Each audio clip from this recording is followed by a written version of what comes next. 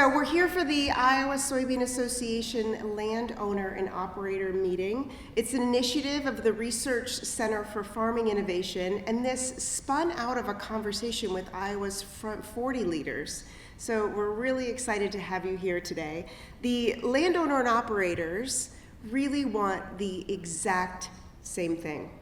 They want to maximize their operations. They want productivity, sustainability, and profitability. You're going to hear a common theme today, and that is the word together. Landowners and operators need to and must work together. So we have a few goals for today. We want to help landowners and operators navigate the solutions, opportunities, and proven farm management strategies to elevate their operations, and to make sure that we consider all the perspectives of the landowners as well as the perspective of the land operators. I'm Jennifer Simpson. I'm with Agripreneur Academy. It's an honor to be with you today. I grew up on a hog and row crop operation in eastern Iowa, and even though I scream city girl on paper these days, I still remain rooted in agriculture. Was really excited to be involved in developing from the ground up Iowa's Cover Crop Business Accelerator. That was a partnership between the Iowa Soybean Association and Practical Farmers of Iowa. As a matter of fact, one of the Cover Crop Business Accelerator alums is in the room and is going to be one of our panelists today, so we're really excited to see that program continue to expand. In exciting news, I have personally walked alongside over 60 cover crop businesses across Iowa, and we're even taking that beyond the borders of Iowa. So we are going to have a variety of discussions today. There's going to be a panel on strengthening communications and business relationships. There's also going to be a separate panel where you'll hear some interesting stories from first-hand accounts from both landowners and operators. And we'll also get to talk with conservation experts about the cost and saving initiatives of conservation practices and different technical assistance opportunities that you can tap into. And lastly, we'll end the day by mapping out a course of action for 2025. And that'll include updates on farm policy, everybody's favorite topic in a political season, and the incentives available to you. With that, I do want to make sure that I thank our sponsors. So today is brought to you by the Walton Family Foundation, and I want to give a special shout out to the Front 40 initiative for making this topic a priority. We wouldn't be here today if they wouldn't keep challenging and being a champion. Now, what you're going to expect is, of course, a handful of panels and some expert speakers, but we want to entertain your questions. We want you to interact, and feel free at the end of every session, the panelist or the speaker will prompt you to share and to interact with them in a series of questions. So feel free to do that at any point at the end of everybody's session. Now, there is a reminder that if you registered as a duo of landowner and operator, that you're registered for a prize that we will draw for when we start dinner. So make sure and stick around for that. As you'll notice, there is a recording crew in the house. We're recording this because we know that this topic is very important to those that weren't able to be in the room today. The recording will be available on the Soybean Association's website, so do look out for that. And once it's available, I'm sure that they will notify you, but please pass it along to your peers so that others can get involved in this conversation as well. With that, I'm going to invite our first set of panelists to join me. We are going to have three distinguished leaders in the industry. I'll let them come take a seat, and then I'll introduce them each independently. Can we give them a round of applause and welcome them to the room?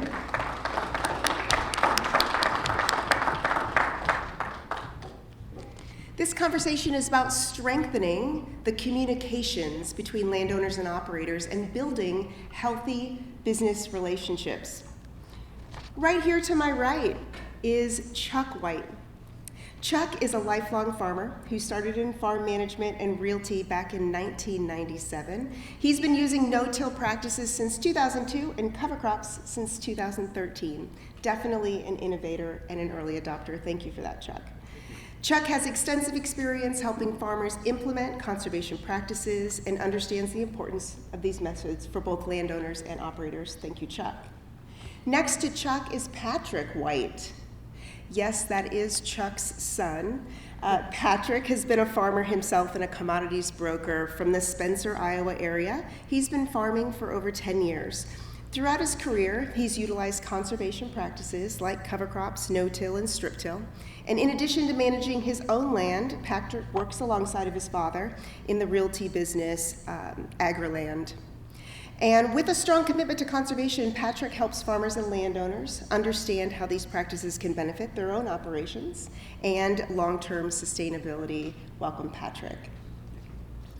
Lastly, we have Brent. Brent Swart is a fifth-generation farmer just east of Spencer, so he's also a local.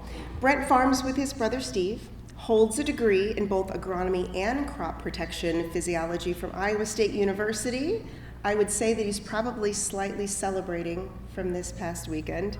He has over a decade of experience as a pioneer sales rep.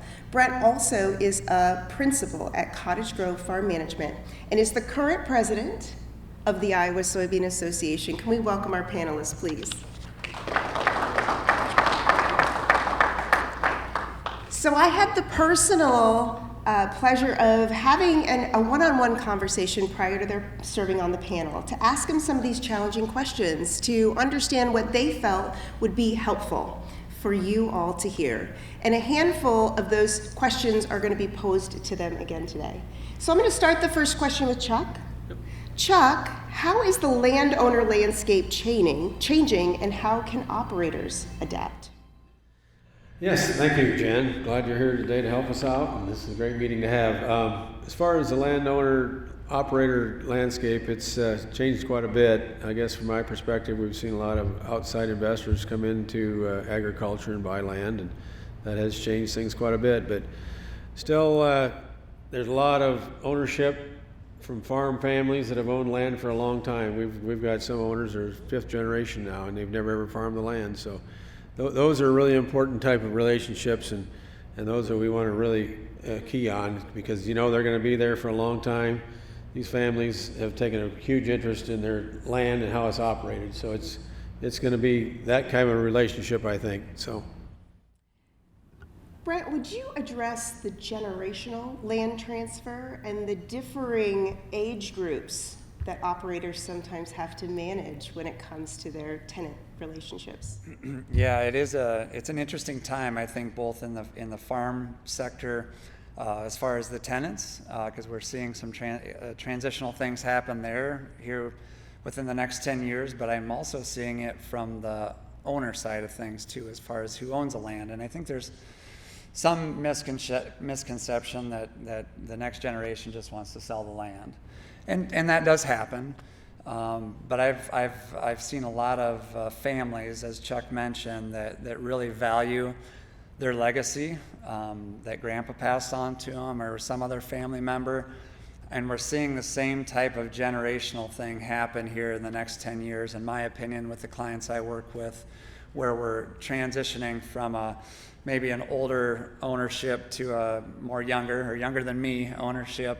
And they're, again, putting a lot of value, and their values on the land change a little bit along that route as well, as far as their value in conservation and their value in what the management practices of their tenant is. And that's exciting for me, and I know for these guys as well, because that's really where I see the production agriculture going.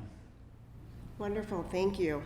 So Patrick, what qualities are key to building strong long-term relationships between landowners and land operators? Yeah, I guess a strong, long-term relationship, I think, is just built with the best communication between both sides. I think if both sides, have their goals, communicated and clear in the beginning of the year, you can go through pretty much anything throughout that production year.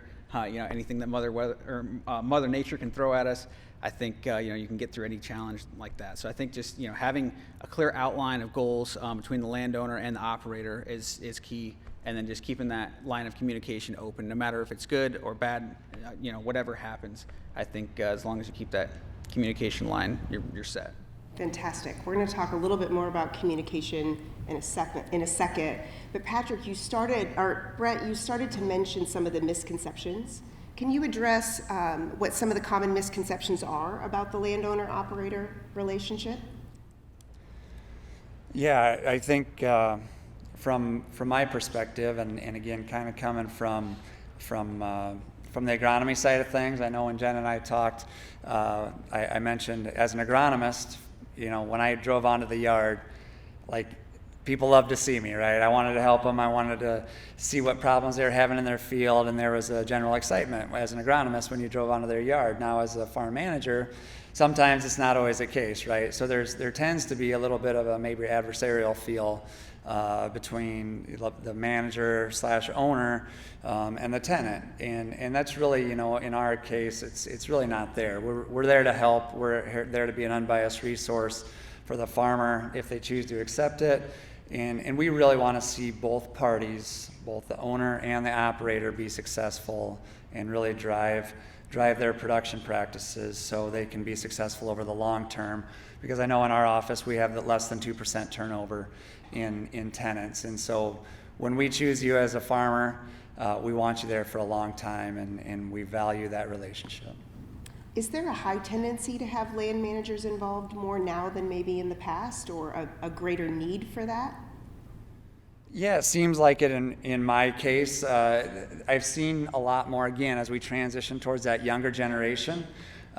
Maybe grandpa and grandma lived in the area, but they live on the East Coast, or they live in Colorado or Texas or somewhere, and they still value what their family legacy is, but they just can't be here. And they can't be here even on an annual basis sometimes. And so they really like to have that, again, unbiased caretaker for their land, and someone who knows the landscape, and they know the producer, and they trust the judgment we make for them as far as picking a producer and helping that producer to be successful. And then there's those other things that come up along the way as far as field tiles, or windmills, or utilities coming through, and just the FSA office, and a lot of those questions that they just don't know about.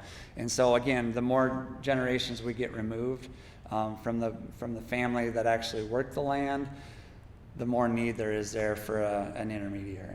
Thank you, Brett. So Chuck, I'm curious, can you help define what success looks like, both from a landowner and a land operator's perspective? Yes, that's very important. You both have different goals maybe, but you've got to sit down and work together to make sure you're all heading the right direction. Because if you've got a farm operator that says, I don't think I'm going to try these cover crops, and the owner says, yes, you are, and you got to get down and get everybody together and make sure that you're all on the same page. Because in our experience, it's been that we've got a lot of landowners that have wanted their operators to move forward with cover crops and more sustainability practices. So you've got to have those common goals in place and have communication. That's the key. The absolute key is communication between the two. So you mentioned conservation decisions. What about their definition of profitability from the two different perspectives? That's a great question, because the farmer, he's got to be able to make money on the thing, otherwise he's not going to be able to survive. And in our farm management, we've got several crop share arrangements, and they're, the owners we've got are the long-term ones. They're still like that crop share arrangement. With the cash rent situation, the farm operator's got to be able to make some money, and he's got to have the ability to prove to himself that changing his conservation practices is still going to make him money. Okay? But that owner too, with their long-term goals of making sure that soil's cared for, that's very important to them also. So that's the fun part about what we do, is we get to work with both the landowners and the farmers, and work with that to try to make sure they're on the same page, that everybody's moving forward, and that's our job, I think. Yeah, just to kind of tag along with that, I guess it's just our job as farm managers to help the owners and the farmers reach both of their goals, and not leave one of them hanging, and just make sure that everything's clear and defined, and then that we're a good resource for both the owner and the operator to get what they want. So what I'm hearing is there is the ability to strike a balance if we know what balance looks like and we understand and have that conversation early and often. Yeah, I would agree with that. Yeah. So Patrick, can you share what are the top 3 expectations that you think landowners have of their operators? Landowners, I think, of their operators and stuff, I think they want, just first of all, just honesty. No matter if things are going good or bad, I think they want them to be upfront. Sometimes, if things are going bad, they'll say, well, I don't really want to tell the owner or something like that, just because it makes them look bad. But I think just, upfront honesty. I mean, we all know, especially if you own land or you had a family involved in farming, we all know there's good years, there's good things, and bad times as well. So I think, just that upfront honesty, and then integrity, and that goes on both sides too, just doing the right thing for the land, for the farm business to see that succeed, just honesty, integrity, and then just in overall just general fairness for both sides. I think if you can strike a deal where both sides are making money, both sides are profitable, and they're both happy, I mean, that's where you want to be. That's kind of the fine line that we try to walk.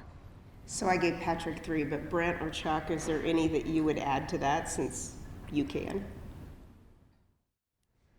Yeah, I would add transparency to that as well. A lot of times tends to be some fear on the tenant side that the more transparent I am, the more we can use it against them, right? And it's really truly just a tool for us to take a look at your soil samples or your yield data and one, be able to help you grow and improve as a producer, but 2, to be able to, convey growth and care of the asset to the landowner, and whether it's a good year or bad year, as Patrick said, we can get through those, but the transparency is pretty key for me, I think. So. And then, each and every year, the owners we deal with, they like to see their operators work with technology. They're just really amazed at what's going on out here, and they're also amazed at the price of equipment. They aren't keeping up maybe on what things cost, and you sit down and tell them the millions of dollars of capital investment that these farmers have, it makes a big difference. Once they start to understand, this isn't just my farm, it's lots of farms together to make sure they're going to stay in business, and to be able to help teach those owners that, it's huge. Well, and also just to piggyback on that, just help them realize that they're actually, feeding the world. There actually is a huge utility to owning land and to farming corn and soybeans. And a lot of people, you tell them that, like, oh, you're a part of, feeding the world, and they don't really realize that fully until you kind of, you highlight that, just because it's a lot bigger than just going out there and farming. And I think about that technology from the agronomic perspective and their ability to truly calculate their ROI per acre and to come prepared and armed with the data that they need to have those conversations about what true profitability looks like. And Rosie's going to be spending quite a bit of time speaking about ROI, so I'll let her kind of take that in a little bit more detail in a little bit. But Patrick, I'm curious, what do you think is the number one business challenge that's affecting the landowner-operator arrangement?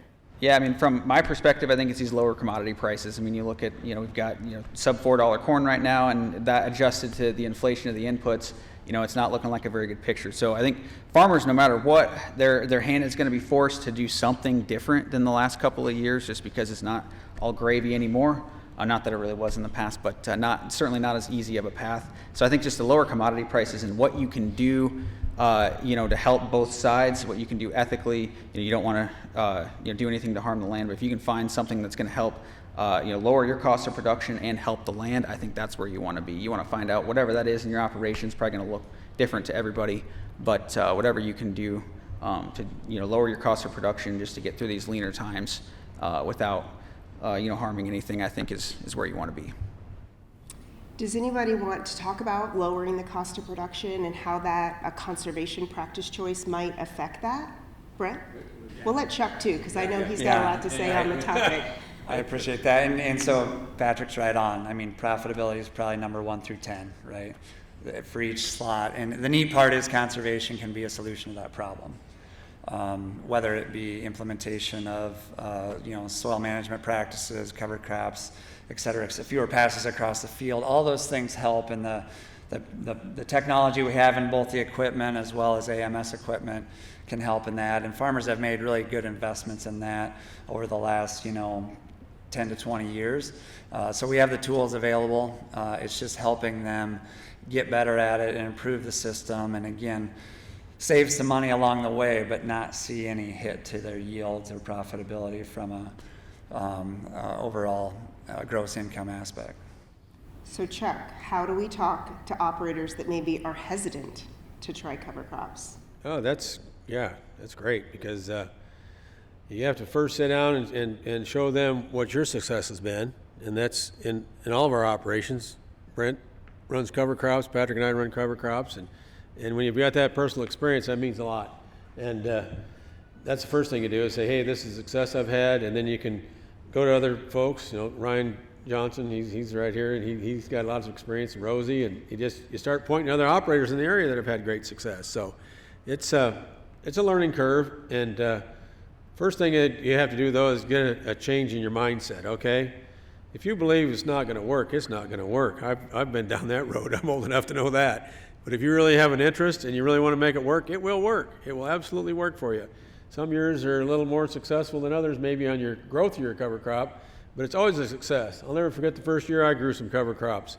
I thought, man, they look really sparse, didn't look so good, and I showed a picture to some agronomists and said, man, this is a huge success. Well, thanks. That's what makes me feel better. So now I know what a better cover crop looks now, because when it gets to be 5 feet tall and you can't walk through it, now that's a good cover crop. Anyway, did that answer the question a little bit? Yes, that's fantastic. Thank you. So Brent, what contributes to an owner-operator relationship breaking down? Yeah, I think it's just that lack of communication. It's lack of communication, lack of transparency. If there's kind of a wall built between the owner and the operator, it can break down pretty quick. And again, the more open and honest you can be with your landowner and/or farm manager, I mean, there's really, again, as Patrick pointed out, Mother Nature's going to do her thing, right? And we're gonna see extremes, and there's going to be good years and bad years. But the more you can share, the more you can have an open relationship, the more you're going to have success for the long term. But if you build that wall, just like the relationship with a spouse or a sibling or a family member, it'll break down pretty quick, and that usually goes south. So Patrick, let's talk about the types of communication methods, because there's a lot, and it might even depend on who's on the receiving end of that communication and having to customize that communication and asking what kind of communication they want. But what is some of your preferences? I guess, just starting out, when I started in the land management business, I guess just with Dad and stuff too, he would tell me and other people we were working with, send this out to a customer. And when you say send something out to a customer, that means something different when you're, 27, 28 years old versus when you're a lot older. So I think you find out what your customer wants, and you just kind of meet them at their level. If they want the reports mailed to them, you mail them. If they want them emailed, whatever. If they want pictures, if you want Snapchats or social media, anything like that, obviously that's getting a lot more popular. Chuck's what have a Snapchatter, right? Oh yeah, he's a big Snapchatter. Oh yeah. Yeah, for sure. So I think it's, you find out what the owner wants, and you just sort of meet them at their level. And I think in owners too, they need to find out what the best line of communication for the farmer is. And I think if you can find, a mutually beneficial line of communication, that's about the best you can do. In our conversation, Brent, you talked about frequency is important, and it's almost over communicate than under communicate. Would you have anything that you would add to what communication methods or tactics or strategies or topics? Yeah, it's every situation is different, to be honest with you, just like your relationships in life as well. But I think the initial thing as you learn each other is to over communicate, and if you need to pull back on that a little bit, that's okay. But like Patrick said it very eloquently, just to find out what their main form of communication is. I came at the Cotton Grave office. We took over for a couple older gentlemen as well, and they were very successful, but they communicated by mail religiously. I had a handful said, do not ever send me anything in the mail again, or I will be, not happy about it. So it's all electronic communications, and so it's just finding that balance. and seeing how often they want to do it. Sometimes when you first sit down with them, you have that conversation and you kind of set some goals and baselines, and then it just kind of evolves, where maybe it was a quarterly Zoom call that you were going to do, and then all of a sudden you're texting and emailing once a week, and it just takes off from there. So it does depend on the relationship, and some people just want their twice a year communication, and they're fine with that. But everyone's just a little bit different. And I think they like pictures and videos. They like to see what's being grown on their land. Would you agree, Chuck? Oh, absolutely. That's the main thing is relationship building. It really is. Whenever you start to work with anybody, it's building a relationship, and that's landowners, farmers, farm managers, wherever you're working with, it's relationships, and that's important. And a lot of people still like a good old phone call. Stop and give them a call. Man, they'll eat that up. Instead of just having to read it. And we're all in a world of everybody wants your attention, but sometimes they don't have time to read what you mail them, which Patrick's taught me that now. You got to send them an email or even text. I've got owners I text every week. I send them a text, send them a picture of their crops, and boy, they just think that's the most fantastic way of communication. Forget the old sending out the old paper thing, But if I call them, that's even better yet, because then we get to talk about more things than what I just texted to them. So, yeah, communication is the key in relationship building. It's huge. Yeah, just kind of to tag along to that too, nothing really beats face-to-face. If you can get your owners out there every single year, those are our strongest relationships we have by a long shot. We've got people that have been farming the same land for 3 generations. The owners come out every single year, and it's basically like their family, because they pretty much are at that point. So, that's the number one, I think, in my opinion. Yeah, and I know Chuck's very good at this too, as well as myself. Go to where they are. Go to their home. And they love to show you off and meet their family, and it's very powerful if you just take a little bit of time to go where they are instead of making them come to the farm every single time. It's very powerful and builds a strong relationship. As well as, as farm managers, I think it's very powerful that we don't stand in between the owner and the farmer. I want the farmer there every time the owner comes back, because this is a 3-legged stool. If we don't have all 3 of us there, things can fall apart quick. So that's fantastic. I'm hearing meet them where they're at. Even go to them if you have to. Make sure that they see exactly what you're seeing. If you're crop scouting, if you're driving past and you're like, I should really share that with Randy or Jim or Jane, then you should. If that gut instinct of, I think they'd like to see this, error on the side of, they probably do. So, Patrick, let's talk about missed expectations, because Brett referenced sometimes there's fear to share when things don't go exactly how they're supposed to go. So, how do we manage missed expectations? And why don't you do that from an operator's perspective? And then, Chuck, would you respond from a landowner's perspective? Missed expectations. Yeah, I think, first of all, just starting out with your expectations being realistic to start out the year, saying, well, I might be trying something new, so we might encounter some problems. I think just starting out with some realistic expectation. We're not going to be like the USDA. We can't have a record yield every year. So that was a joke for you guys, I think how you manage your expectations. I think you start into it with the landowner and operator knowing that there could be some challenges and things along the way. And I think with the operator, it's just starting small, trying new things and starting small, and learning how to overcome those challenges. Because no matter how much you prepare, no matter how many people you've got working with you, you're going to have something pop up. So I think it's just starting small, getting a start on something, and going from there. So if there is a challenge, hopefully it can be worked through between either your peer group or just your prior knowledge, I guess, or you can find that person to help you through that. Thank you. And I know that Brent had referenced in our early conversation that owners actually expect there to be some hiccups and hurdles. They don't have unrealistic necessarily. In most cases, we give them the benefit of the doubt, right? That they kind of understand that expectations could be missed. Chuck, how does a landowner respond to missed expectations from your opinion? I guess if you've set out some absolute goals, I'll just use my cover crop idea first. Because if that landowner wants a cover crop planted on there and the farm operator isn't doing it, they want to know exactly what happened and why, But if there's other things that happen during the crop year, they understand weather, okay? Most of these owners have been around long enough that they know the weather problems we're going to get into. So they can understand that crop yields may be impacted or weed control might be impacted. And especially though, they want to make sure that that farm's being protected. If they find out that we got some soil erosion problems that could have been taken care of years ago and they haven't been taken care of, then they could get a little bit on the testy side, I'll say. But you know, those things you can see ahead of time, but if it's all of a sudden the first time you ever seen it, never had a problem before, then you tell them right up front, and then that landowner I know will understand. Because like I said, it goes back to that trusting relationship you've set up way ahead, you know, many years. I love that you just said trust. I think that's an absolutely huge word. When we talk about communication and transparency and all of those other adjectives, that really is rooted in trust. And how do you earn and sustain and maintain that trust? So we've talked a little bit about conservation practices and cover crops specifically.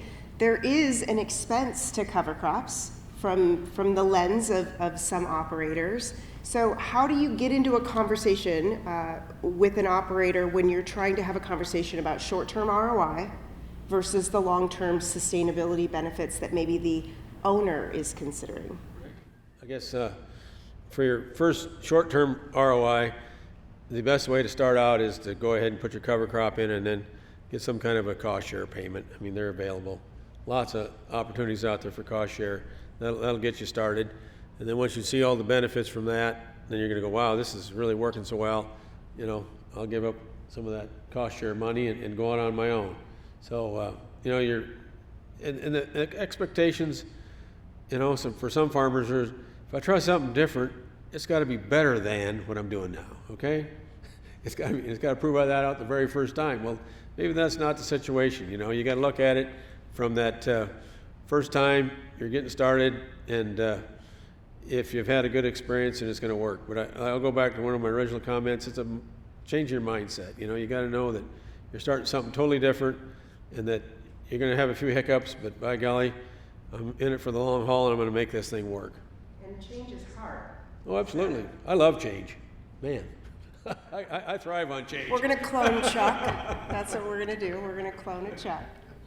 So when we're dealing with people that maybe have their change averse, some people are change willing, like Chuck, when either an operator or a landowner is change averse, how do we deal with that, Patrick? Yeah, when they're change averse, I think you just highlight the people that are doing the practices and having success. And you know, it's not like this has never been done before. I mean, there's people in probably every township and every county doing something like this, at least something different, or you know, something geared more towards conservation. So I think it's just highlighting the people in your neck of the woods that have done it. You know, they've done conservation practices and had success on your soil type. They've had the same challenges with Mother Nature and different things that you've had in these past years. I think it's going to find those people, seek them out, get their knowledge, because they're all willing to share. And I think, well, pretty much. And I think, if you can do that, that's kind of where you want to be. Fantastic. I'm going to give each one of you one last parting thought, so be thinking about that. While they're thinking about their parting thought, I want you guys to think about if there's any questions that you have for our distinguished panel. Remember, they're able to address your questions from both an operator and a landowner perspective, and the farm manager that kind of sits as that neutral party in the middle. So I saw a hand. Fantastic. Just nice and loud so we can hear you. Question for Patrick. You mentioned possible starting small on cover crops, starting before beans or corn next crop, and like small area deal, hillside, valley. Yeah, for sure. So I'm helping a guy this year. He's got 40 acres that he rents, and he has corn on it this year. And we're going to put ryegrass out there. We're going to do 56 pounds flown on with an airplane right ahead of hopefully a rain. And we're going to plant. We're going to come back in and we're going to plant beans into that in the spring, and then we'll go ahead and terminate that ryegrass after we plant. So will that be before corn harvest?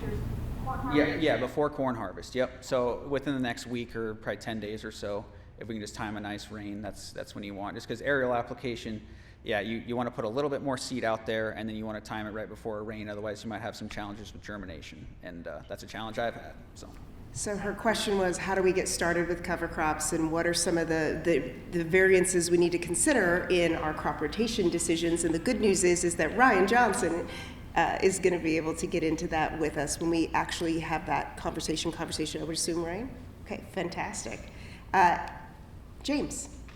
So for a young farmer that's doing all the conservation practices, how can you solicit yourself to landlords since land will be changing hands in the future? Like in my area, it's really heavy tillage, west of Fort Dodge. People are hungry for it, but people aren't doing it. So like I said, I know there's a demand for it, but how do you solicit yourself, whether it's through a farm manager or saying, hey, I've been doing this for X amount of years, strip till, no-till, cover crops. There's obviously demand for that, right? People are wanting Yeah, there is for sure. How do you get it out there? I mean, I think, just do your best to promote yourself and try to build the relationships with either a farm manager or, or seek out the landowners themselves and just kind of showcase what you can do. Say, hey, you know what, I've been doing, this for 5, 6, 10 years, whatever it is, and this is all the success I've been having with it. And, I guess the more you kind of showcase what you can do, the more success you should have. It's a really good question. I think it's very important here in the next 10 years. And everyone's going to probably have a different answer, even farm managers that aren't represented here. But my suggestion would be to you to keep doing what you're doing and do it extremely well. We will notice it. We all drive the countryside a lot. Sometimes the overly aggressive in your door all the time might not be the best way to do it. But also, utilize the social media avenues, because we're all on that, Chuck's Snapchatting over there and Facebook. And just make sure you're telling your story. And not only are you benefiting all of agriculture, but again, it's something that we notice. And the next time things come around, we think, James is doing some things right. I'm going to go talk to him. Yeah, I found some operators and stuff too, just by searching through groups on Facebook and stuff and seeing, hey, this person, was helping somebody with trials on their, like strip trials on their cover crops 2 years ago, and they're in the area of this farm that we're renting. Let's talk to them, and if they don't want to farm it, they'll know somebody, that is conservation minded that will farm. And then get to know your farmers in the area, and if they're receptive to what you're doing, start working with them. Because if there's no family member coming back, they're going to do something. And that's, I've told a whole bunch of farmers that, I may not get this farm for management, but the best thing you can do is start building relationships. I'm a big one on this. You go out and build a relationship with that local farmer, and you start, showing him what you're doing. Maybe he's, be a little hard to change, but, he sees success on your farm. He's there, and he sees what you're doing, and he'll start to find out that you're really interested in that long-term soil health and promoting that farm to make sure it's protected for several generations to come. So build those relationships with your local farmers that are going to have nobody coming back. I think I would add to that, referrals that happen without your knowledge are happening out there. And it doesn't hurt to ask for referrals either, to have the conversations, to know who's making the decisions.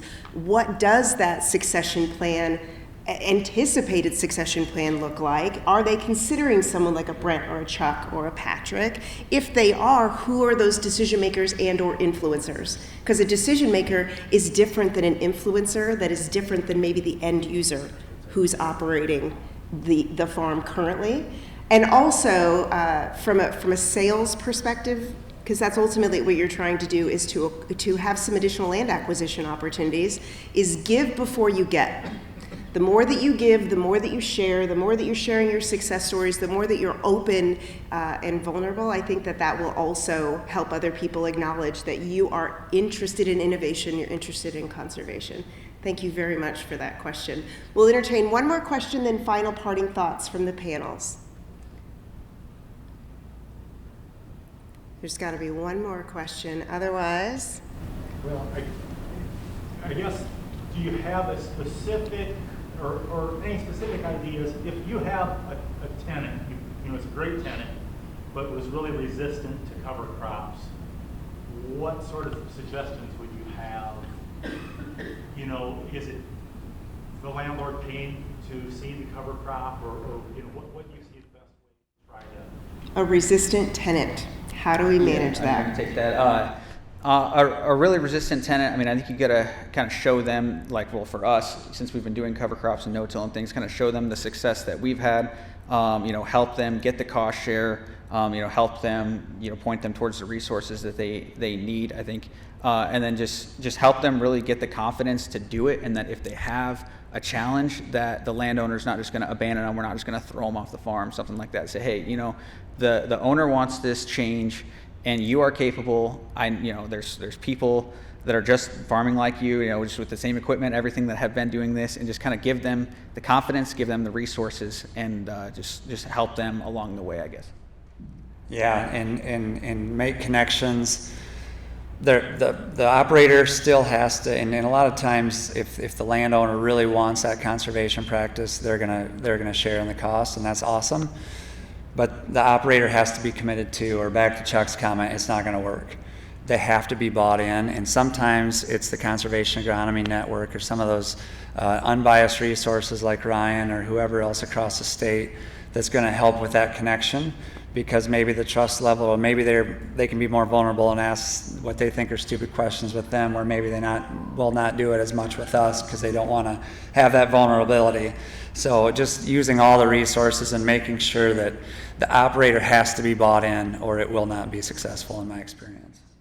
So can we have your 30-second parting thought? We'll do Chuck, Patrick, and finish with Brent.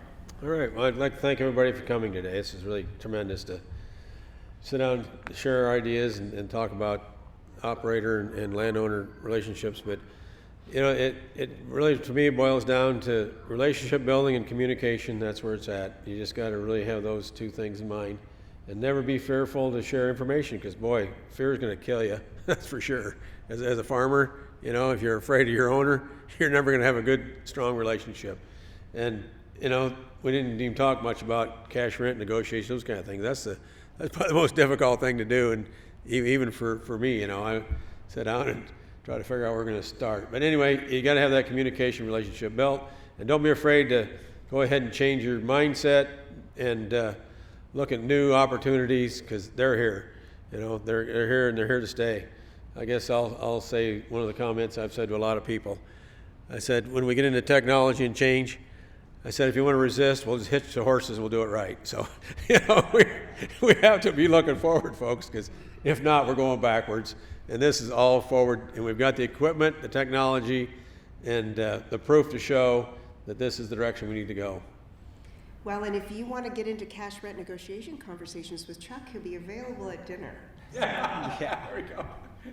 Patrick, parting thoughts. Yeah, I guess kind of my parting thoughts is that, just in general, like the ag economy is just a different flavor every year. It seems like, we've got different challenges. We've got, different things ahead of us. And I think if you can find a way on your operation to use a conservation practice as an advantage to you, go on offense and say, I'm going to use this, to lower my cost of production, or to increase yield, or rent more farms, or what have you. I think just that's about the best you can do. I think just finding ways on your operation, at least one or two ways every single year to change, and overall that'll compound over the years, and you'll have a way different operation. If you look back to what you did 10, 20, 30 years ago, and I would hope that you're doing things way, way different. I know we are. I think as long as you can continue to implement small changes and continue to grow every year, that's where you want to be. Yeah, all right. It's simple to me. It's communication, it's transparency, and don't be afraid to change and commit to the change. Talk to your neighbors, work together. The neat part about this group and your farming community, wherever you live, is that we're all headed for the same goal. Even though we're neighbors, and you might think that even us on the stage are competitors, but we work together and we talk, and we're one farming community, we're one agricultural community, and as I'll hopefully bring up later, we all have to have one voice going forward to raise agriculture as a whole. So Patrick reinforced our together theme, so thank you very much for that. So as I listened to you, I heard that owners and operators value legacy and conservation, and I picked up on this is just a human connection, relationship, transparency, communication. And definitely the quote of the day is, conservation is a solution not a problem. So thank you for that, Brett. Can we give one final round of applause for Brett, Patrick, and Chuck? Thank you.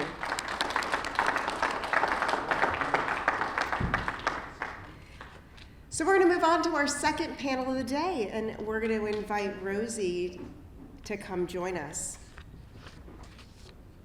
So Rosie is going to be having a conversation with you about the why behind the ROI. And Rosie is the Iowa Soybean Association's Technical Insight Manager. And we're going to have her panelists join us, which is James Hepp, Ross Peterson, and Ryan Johnson as well. This session is going to bring together farmers who have successfully embraced conservation practices, and they have real stories to prove it. Panelists will share how aligning conservation goals has helped them achieve both profitability, yes, and sustainability. With that, I'm going to turn it over to Rosie.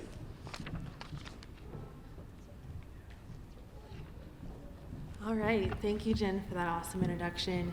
And good afternoon, everyone. I am very excited to get into this guided storytelling panel discussion with our three farmers here.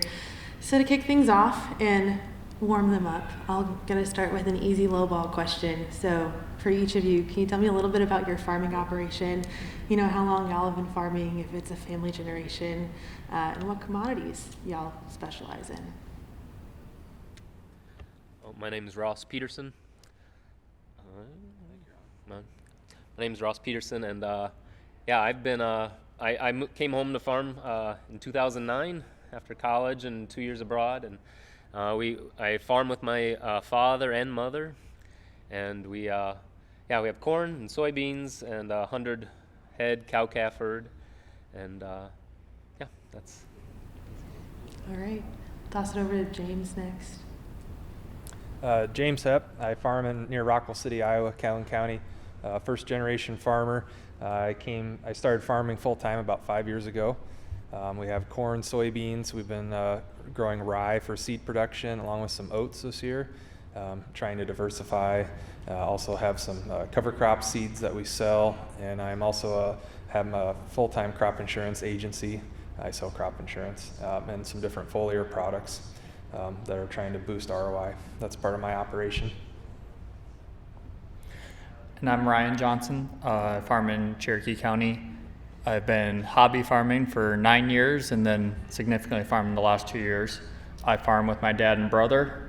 We do corn, soybeans for the most part. The difference is my dad and brother do a little more tillage than I do. I'm 100% no-till, strip-till, and significantly increased my acres of cover crops this year. All right, thank you all. And let's dive in. Ryan had a pretty good segue. So we want to talk a little bit about conservation, and we're going to be teeing up how each of our farmer participants on this panel have a different story and how they've all come to sort of meet in the middle with their landlords on the different spectrums of conservation in field. So to start off with and just tee up the conversation, when y'all started farming and renting, on a scale of 1 to 10, how comfortable were you with conservation, with 1 being very against it, I will never reduce tillage, I will never think about cover crops, and a 10 being, I love it, I'm going to go whole hog on every acre. So when you started farming, where do you think you guys fell on that spectrum? I can start off. I actually started farming a hobby farm of 16 acres and did not do no-till or cover crops at that point. My landlord at that point was very much no government subsidies, so everything was just done on my own. I was a retail agronomist, so I did things just to kind of practice what I preached on selling the products that I was selling.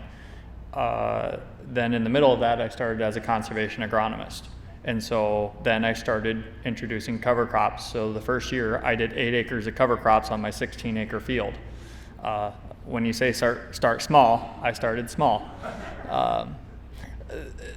So that wasn't anything my landlord wanted. That was me still practicing what I'm preaching. If I'm going to be a conservation agronomist promoting no-till, strip-till cover crops, I did 8 acres of no-till with a cover crop, and then the other half I tilled, compared it to our normal operation. That way I had a comparison to know, hey, what was the difference? Fast forward, so I did that for 7 years on 16 acres. And then as a retail agronomist, I started working with Tom Oswald. And as they mentioned earlier, as you're looking to increase your acres, what got me in the door was my relationships built as a retail agronomist. I was their salesman. They had a trust in me. I showed my work ethic then, which got me a foot in the door to starting to farm. So Tom also got me started as the Soybean Association as a conservation agronomist. He was the first person I asked about this position.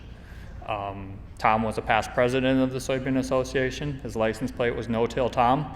He was, to me, the first conservation agronomist, because he is who we turned to when we were adopting no-till on our farm. We asked Tom, hey, what do you do differently to do this? How do you set your planner? And he was very willing to share that information. Tom then unexpectedly passed away a few years ago, and so when the family was looking for somebody to continue the legacy of farming like Tom would, I reached out to them and said, hey, if you want somebody, I'm willing to learn to do no-till, strip-till, and try to do it as like Tom would do it. And so that's what got me in the door of farming conservation, is just continuing that legacy of what Tom was doing. And so. Yeah. And while you have the mic, Ryan, when you say farming conservation, what all does that entail for you? So I'm 100% no-till on the soybean side of things. I bought Tom's strip-till machine, which was anhydrous and liquid. I was a little bit worried about nutrient stratification, so I switched it to anhydrous and dry fertilizer to try to get some dry P and K incorporated into the soil. And then Tom wasn't huge into the cover crops, and that's something that I've then adopted myself. Is last year I did 160 acres of cover crops, and I started with rye in front of soybeans, let them get over 3 foot tall this year, which had my dad very nervous. The exact quote was he didn't think they'd do over 35 bushel an acre this year, and if they go over 60, he said he'd never say a bad thing about cover crops again. So I think I'm all right there. But no, so yeah, my first year, even significantly, I'm still just doing rye in front of soybeans. This next year I've got oats flown on already in front of the corn, and then I'll also be drilling rye in front of the soybeans. So. Awesome. Well, I'll toss it over to James next. On a scale of 1 to 10, when you first started farming, where do you think you fell on that conservation spectrum? So being a first generation farmer, I think of things a little differently. I don't have as much peer pressure issues a lot of guys suffer from. So I started probably about a 9.5, especially in my area. I didn't want to have a big tillage tractor, so for cost savings, and like I said, people do cover crops no-till all over the place, and I thought, why can't we do it here? So that was my first reason. The family I took over, I was very lucky. They were very open-minded. They had already started to do some strip-till, some no-till, tinkering with some cover crops. So I had a good beginning, and I didn't have them kind of breathing down my neck saying, you shouldn't do this, don't do it. So that really helped me take off. And like everything, I kind of drink from a fire hose when I start. So when I first started farming like 5 years ago, I had 160 acres. So I did 80 acres rye, got 2-3 foot tall, pretty scary, didn't know what to do. They were about 68 bushel soybeans that year, and I saved a herbicide pass, and I thought there might be something to this. So the next year I did 160 acres, expanded acres, and now as of this year we'll have all 1,400 acres cover cropped. We're seeing really good soil health, reducing herbicide passes. We're starting to do sap sampling, stuff like that, see nutrients really getting into the plant, stuff like that. So I tend to take it to the extreme, but the strip till and no-till is a big game changer. Then like I said, moving at rye, we've done a little bit of everything. We've drilled some, put it on with an airplane. Lately we've been using an air seeder with a rolling basket. It's pretty cost effective and does a really nice job, and it's easy. Not as many moving parts or costs like with the drill. So that's kind of what we've been doing. Absolutely. So you mentioned cover crops and reduced till, strip till a little bit. Are there any other ROI focused practices that you try to implement on your farm that aren't as tied into those conservation principles? Yeah, so there's that cliche of systems approach, and we all get tired of hearing it, but sometimes 2 + 2 is 6. And I joined, when I first started about 3 years ago, I joined Extreme Ag Group, and they've been really great. We've just taken it to the next level.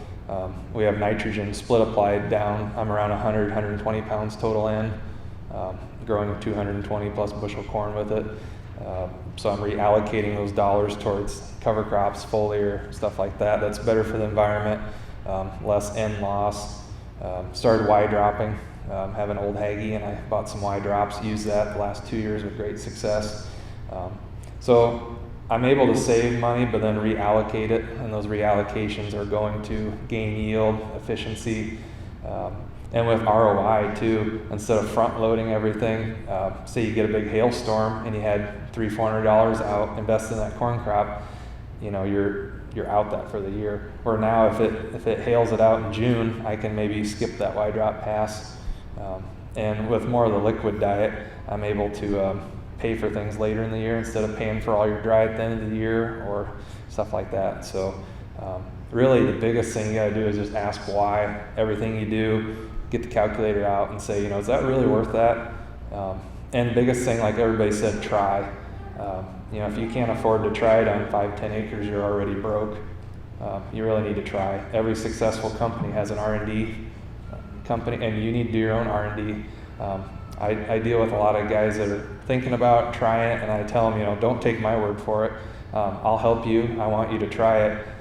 I'm not a very good salesman. I'd be like, yeah, let's cover crop it all. But I'll tell them, let's take an 80 and just cover crop half of it, or even 20 acres. That's fine.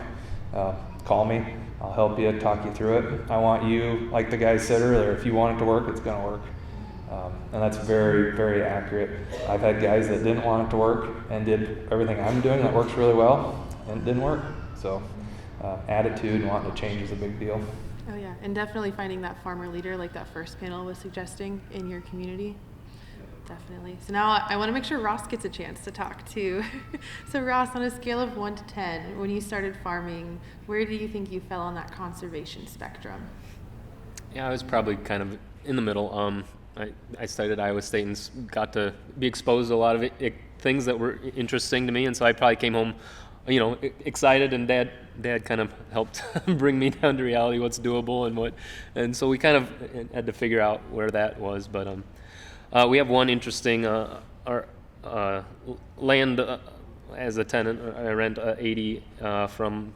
I'm the 4th generation in my family renting from a 3rd generation family, and 3rd generation in that family too. And so these 2 ladies, they're from Minneapolis, St. Paul area, and they really are excited about lots of things. And so back in when my grandpa was renting from them, even he implemented contours on that piece of ground because that's something that they were passionate about and wanted to see done.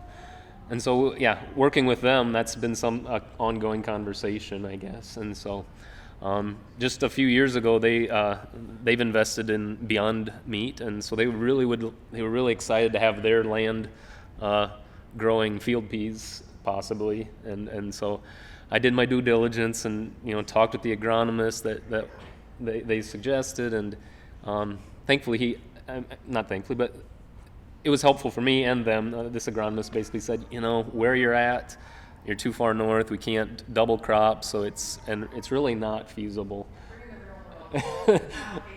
At least at this point, he said we're hoping to get a shorter season field pea, and then maybe you could double crop it, and maybe you could make it work in the future. But right now we can't. We can't compete with corn and bean prices, and so that was just having that conversation. But yeah, then doing a cover crop, having their acres completely cover crop last year, and going forward this year, I've expanded that to over half of our acres. We're trying that too, and so it's been good. And they come down every summer and get to meet. And this is the first year they brought their daughter and granddaughter, so the 5th generations got to have a play date, and so that's been an encouraging thing that we can continue that. For sure. So would you say cover crops were sort of a compromise Yeah, between you and your landlord? I think that was a really good, I offered this and shared the benefits that I see from it and the doability of it at this point, and so that it was they were very excited to have that. Yeah, that's an awesome real world experience of how we're able to find compromises and to be able to further the conservation on our field. So I want to bring it back and do another loop. We've got our special guest again. He's answering the next question. Perfect. So I want to bring in that profitability and that ROI piece that I know James talked a little bit about. So first one for Ryan. How have you been able to significantly scale up? Because you mentioned you started very small scale. So can you walk us through a little bit how you were able to scale it up while ensuring your farm profitability and the sustainability for that year over year? Yeah, so I've promoted a lot of different cost share programs through the conservation agronomist role. So I've taken advantage of some of them, and that's gotten me to increase my acres for this year. Whether it be Farmers for Soil Health, Soil and Water Outcomes Fund. I'll talk a little bit more about all those in the next segment. But on top of that, just seeing what the advantage is on my own farm, whether it's erosion control, weed suppression. I've definitely seen that. Is it perfect? No, but it definitely helps. And so with water hemp, that's been a struggle, and it's just another tool that we have in our tool chest to overcome that one. Absolutely. So next one, I'll toss it up back to James. So you talked a little bit about ROI before. So I specifically am curious about how cover crops fit into that, because the first session mentioned, they can help with profitability, but there's still that added input cost with having cover crops. So I'm curious if you can talk about how that's impacted your farm profitability, or sort of how you work through that to maintain that year over year income to keep going. Yeah, so I think like Chuck was talking about cost share, that's very important. I'm to the point now where even if there wasn't a cost share, it'd still work. The way I justify it is I'm on year probably 3 of not putting a pre down on my soybeans. So depending what you do, that could be $11 to $20 depending on what flavor pre you're putting down, or more. Yeah, and then they still might not work. So I leave the rye, I plant it. I like to plant into the rye when it's about a foot tall, let it go to 2 foot, 3 foot, and then I terminate it. And then that makes a nice mat. So my ROI is, instead of spending like a $20 bill on herbicide, I'll spend it on the cover crop. But I know on the back end, I'll normally save a post pass. Most guys will do 2, and I'm only doing 1. So that's probably another $20, $30 depending on what you're spending. So to me, that's dollars and cents. And right now with cost shares are so good, I can get the cover crop put on for free pretty much. And then with like reduced tillage, when you figure the cost of tillage and the herbicide passes, I mean, you're beating up a $100 bill, and and my yields have been comparable to everybody else. But even if I was a bushel off, I mean, you can keep the $10 worth of beans. I'm $100 ahead. So, and that goes back to profitability. Hopefully, in 15 years, Karsten can be up here talking, and we can make fun of him for running around here. So that's what I want. I want profitability. I want our family to be able to thrive and stuff. So it just depends. You can justify anything, but that's the best way. Just look at every line item and just trade it this for that. And then, of course, scavenging nutrients and stuff, you can't put a price on that. I mean, what that does for your next crop and stuff. So I think it's money in the bank. And then if you have any sort of livestock, it's just really good. But we don't, but. Yeah. Absolutely. So you mentioned termination, and I do want to briefly just touch on that, because as Jen mentioned earlier, fear-based decision-making is a thing that we definitely have to deal with. And termination can cause a lot of frustrations and fear in a lot of producers, especially if it's one of their first times doing cover crops. So can you talk us through your termination plan and how you ensure that effective termination so that you get that perfect mat and not continual issues? Yeah. So the biggest thing when you're terminating with like glyphosate is to wait till it warms up. You need those 50-degree nights. I mean, you can get rammy and you can spray 48, 60 ounce, and you'll be really angry because it won't kill it. You wait for those, I can't remember what's it, like 2 nights above 50 degrees, that magic number. And most of the time I terminate my rye that's, this year, Chuck, you had 5 foot. Mine was 6. Some of mine was 6 foot tall. That was pretty scary. But I'm able to terminate with 24 ounces. 24 ounces at like 12 to 14 gallons an acre with a fulvic acid and a good adjuvant, because I wait till it's warm and it's dead with a little bit of oil. Where, like I said, I've done it myself. 48 ounces, didn't quite kill it. Went back out there 2-3 weeks later, hit it with another 30, and then it finally killed it. And back when Roundup was $30, $40 a gallon, not a good thing. So anybody new, I almost have them terminate earlier than they should, just to get the comfort and the feel. Like, yeah, if it's only a foot tall, you're probably not going to get much good out of it, but you're going to gain that first level of confidence. And once you get that first level of confidence, you're good. Like, don't do it like what I did. My first year, it worked out, but I was planting in knee-high stuff. You couldn't even see my planter row units, and that was pretty scary. But like I said, it worked out. You go slow, but like I said, I don't want anybody to do that unless they really want to go head first. So I got one comment there, because my first years with the 8 acres, we were planting into it in the dark, so that way the neighbors couldn't see us. But the one thing my dad did say is, you know, my grandpa would have turned over in his grave watching us plant into this weedy mess. That was the direct quote that day. And, you know, but it worked just fine.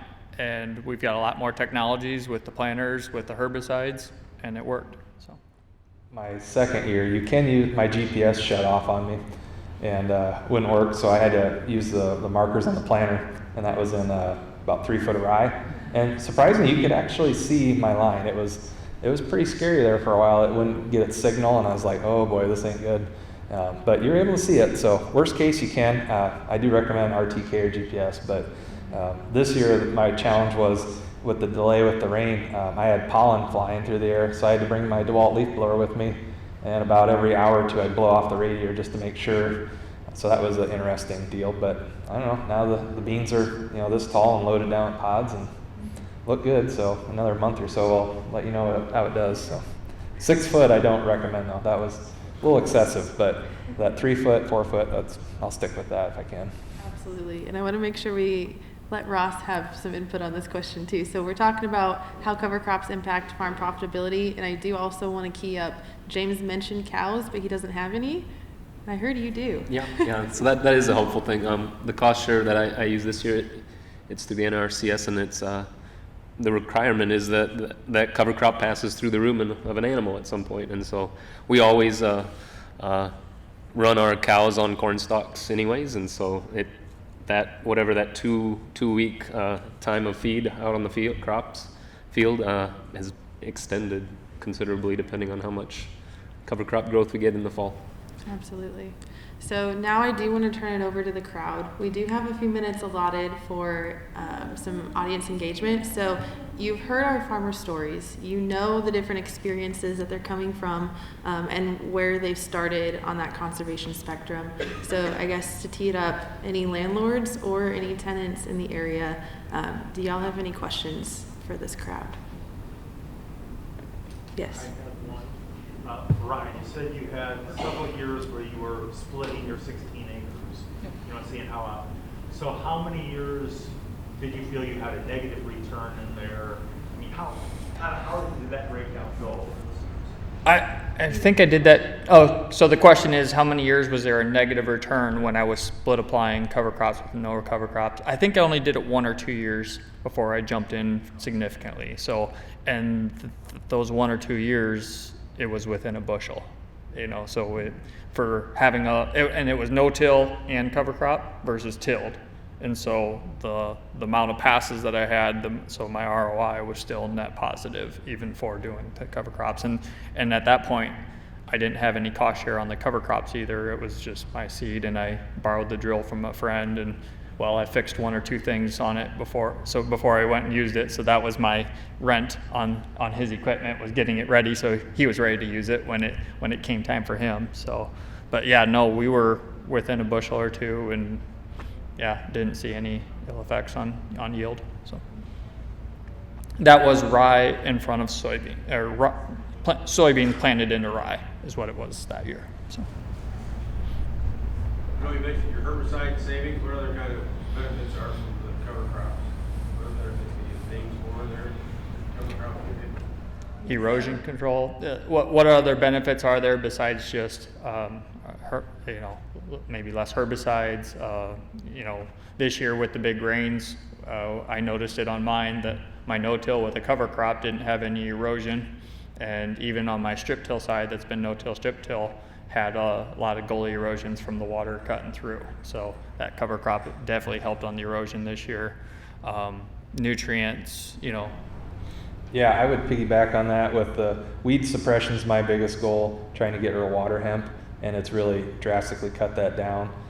Nutrient scavenging has been really great since we started sap sampling, so we can see what's actually in the plant.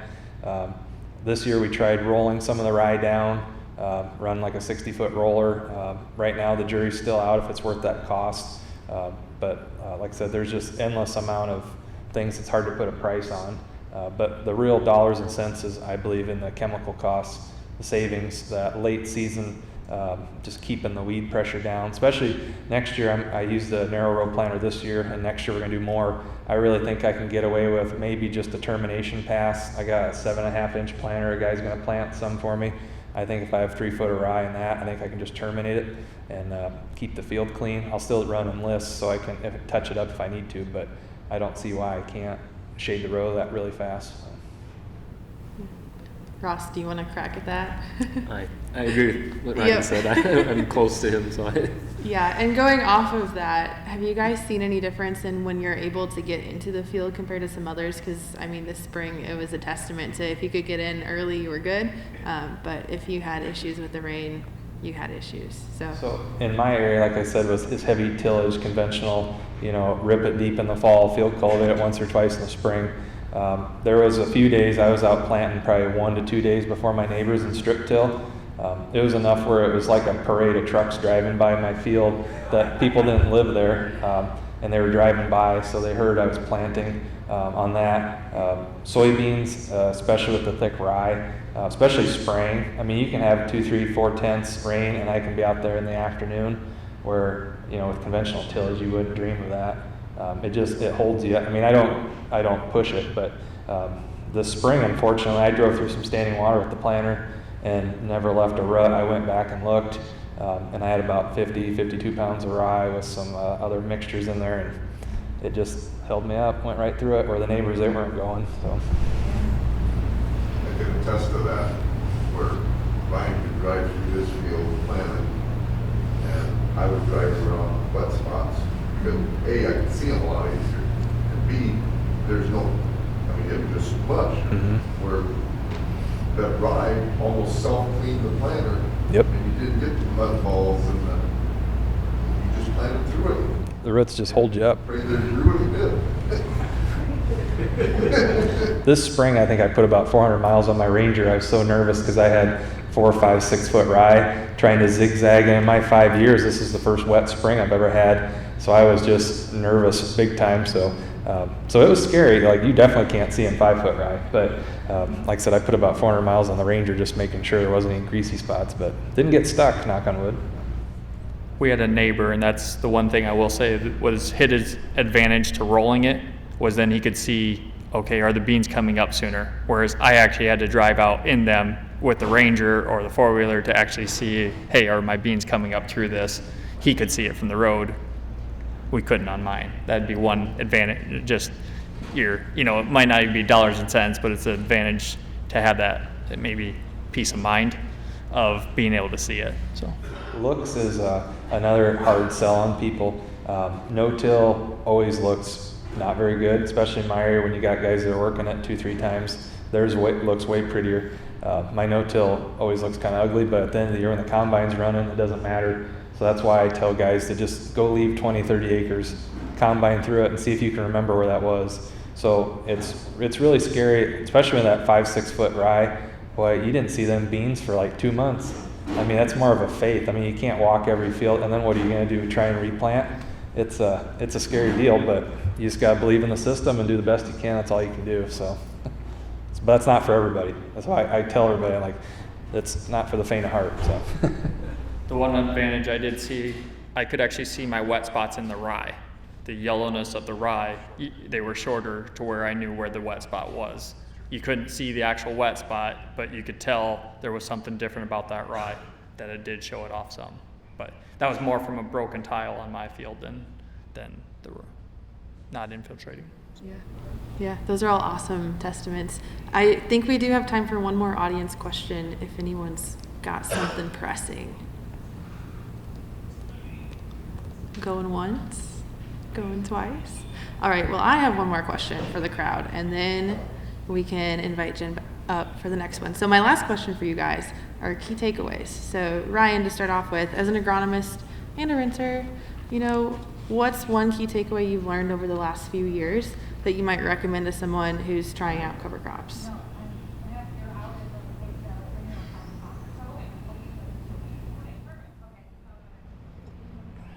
I guess the one key takeaway, for me, it was start small, build confidence in it, get your trust, and then go, hey, this is going to work. I'm going to make it work. And that's, for me, I jumped kind of head into it a little bit after a couple of years, but I've also been preaching it. And so, hey, I'm practicing what I'm preaching, and that's worked really good for me. Gave me a good relationship with the landlords that I picked up because of it, and even the guy that I custom farm, they sought me out because they were looking for somebody to do strip till, and that, that's where just having that work ethic and then having that as something one up of what most other people in the area were doing got me to where I am today. So. Awesome. Similar question for you, James. Any key takeaways or big learnings over your farming career that you'd provide a recommendation for a first-time cover cropper? Yeah, just the general, like I said, being a first gen, I look at things a lot different. I've had people tell me in polite ways and not polite ways, but avoid the naysayers. Iron sharpens iron. There are people in your area that are doing this stuff. Go talk to them. Don't listen to the coffee shop crowd. There's a lot of peer pressure, unfortunately. I think that's probably why there's not as much change as there could be. So you kind of got to have thick skin or ignore them. But just believe in it, work hard, find people that are successful in your area or surrounding areas, have a network. Like me and Ryan, we talk quite a bit whenever he's coming across Highway 20, he'll call and see what kind of wild stuff I'm doing. And then he watches it and he's going to see if it works, and we'll see if he does anything next year that I did. But find people. In my 5 years, some of these like regenerative groups I've gone to, they had 30, 40 people, and now they have 200 people. 2-day events, like the Big Soil Health, some of that kind of stuff. So, like I said, there are people out there that are doing it, and there's people out there that want to do it but can't, and they need that help and confidence. So you guys can work together. There's no need to reinvent the wheel. Let's try stuff together. I have a few friends that, hey, I'm going to try this, you try this. We'll see what happens here at the end of the year. Just double the exposure, work together. So. Absolutely. So, Ross, to round us out, do you have any key takeaways that you've learned in your experiences that you might recommend to someone else? Yeah, again, just start small, do something that, try it out, and it's something that's not going to ruin you if it doesn't go well.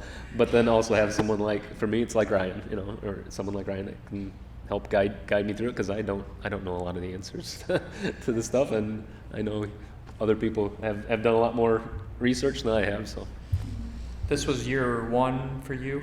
So how many acres did you start small with? Well, I tinkered with cover crops, I guess, on my own. Just cut silage and plant some rye in after silage and see how that worked. And then last year I did 300, and this year we're doing about 600.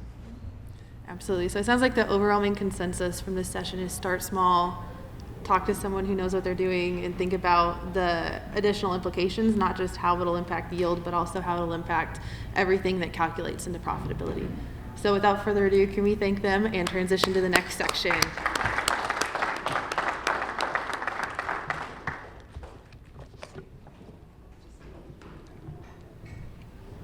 Thank you, Rosie and the panel. I was just writing notes feverishly, but if our theme today is we're better together, I heard a word of the day in compromise. I think that is a really great word. Plus, James saying, get out your calculator. He was literally thinking about every pass, every reduced input that he was able to avoid or bypass or look at differently, and I absolutely love that approach to ROI. Thank you, Rosie. So Ryan Johnson is gonna stay up here and captivate you with all of his agronomic expertise. And I'm going to turn over the podium to him, but let me give him a brief introduction. So Ryan Johnson is a conservation agronomist with the Iowa Soybean Association, and he's here to break down the cost and time commitments required for conservation practice. He'll also discuss available technical and financial assistance to support that implementation. So we're really excited for Ryan to kind of get into the weeds, no pun intended, with us. Thanks so much, Ryan. Thank you.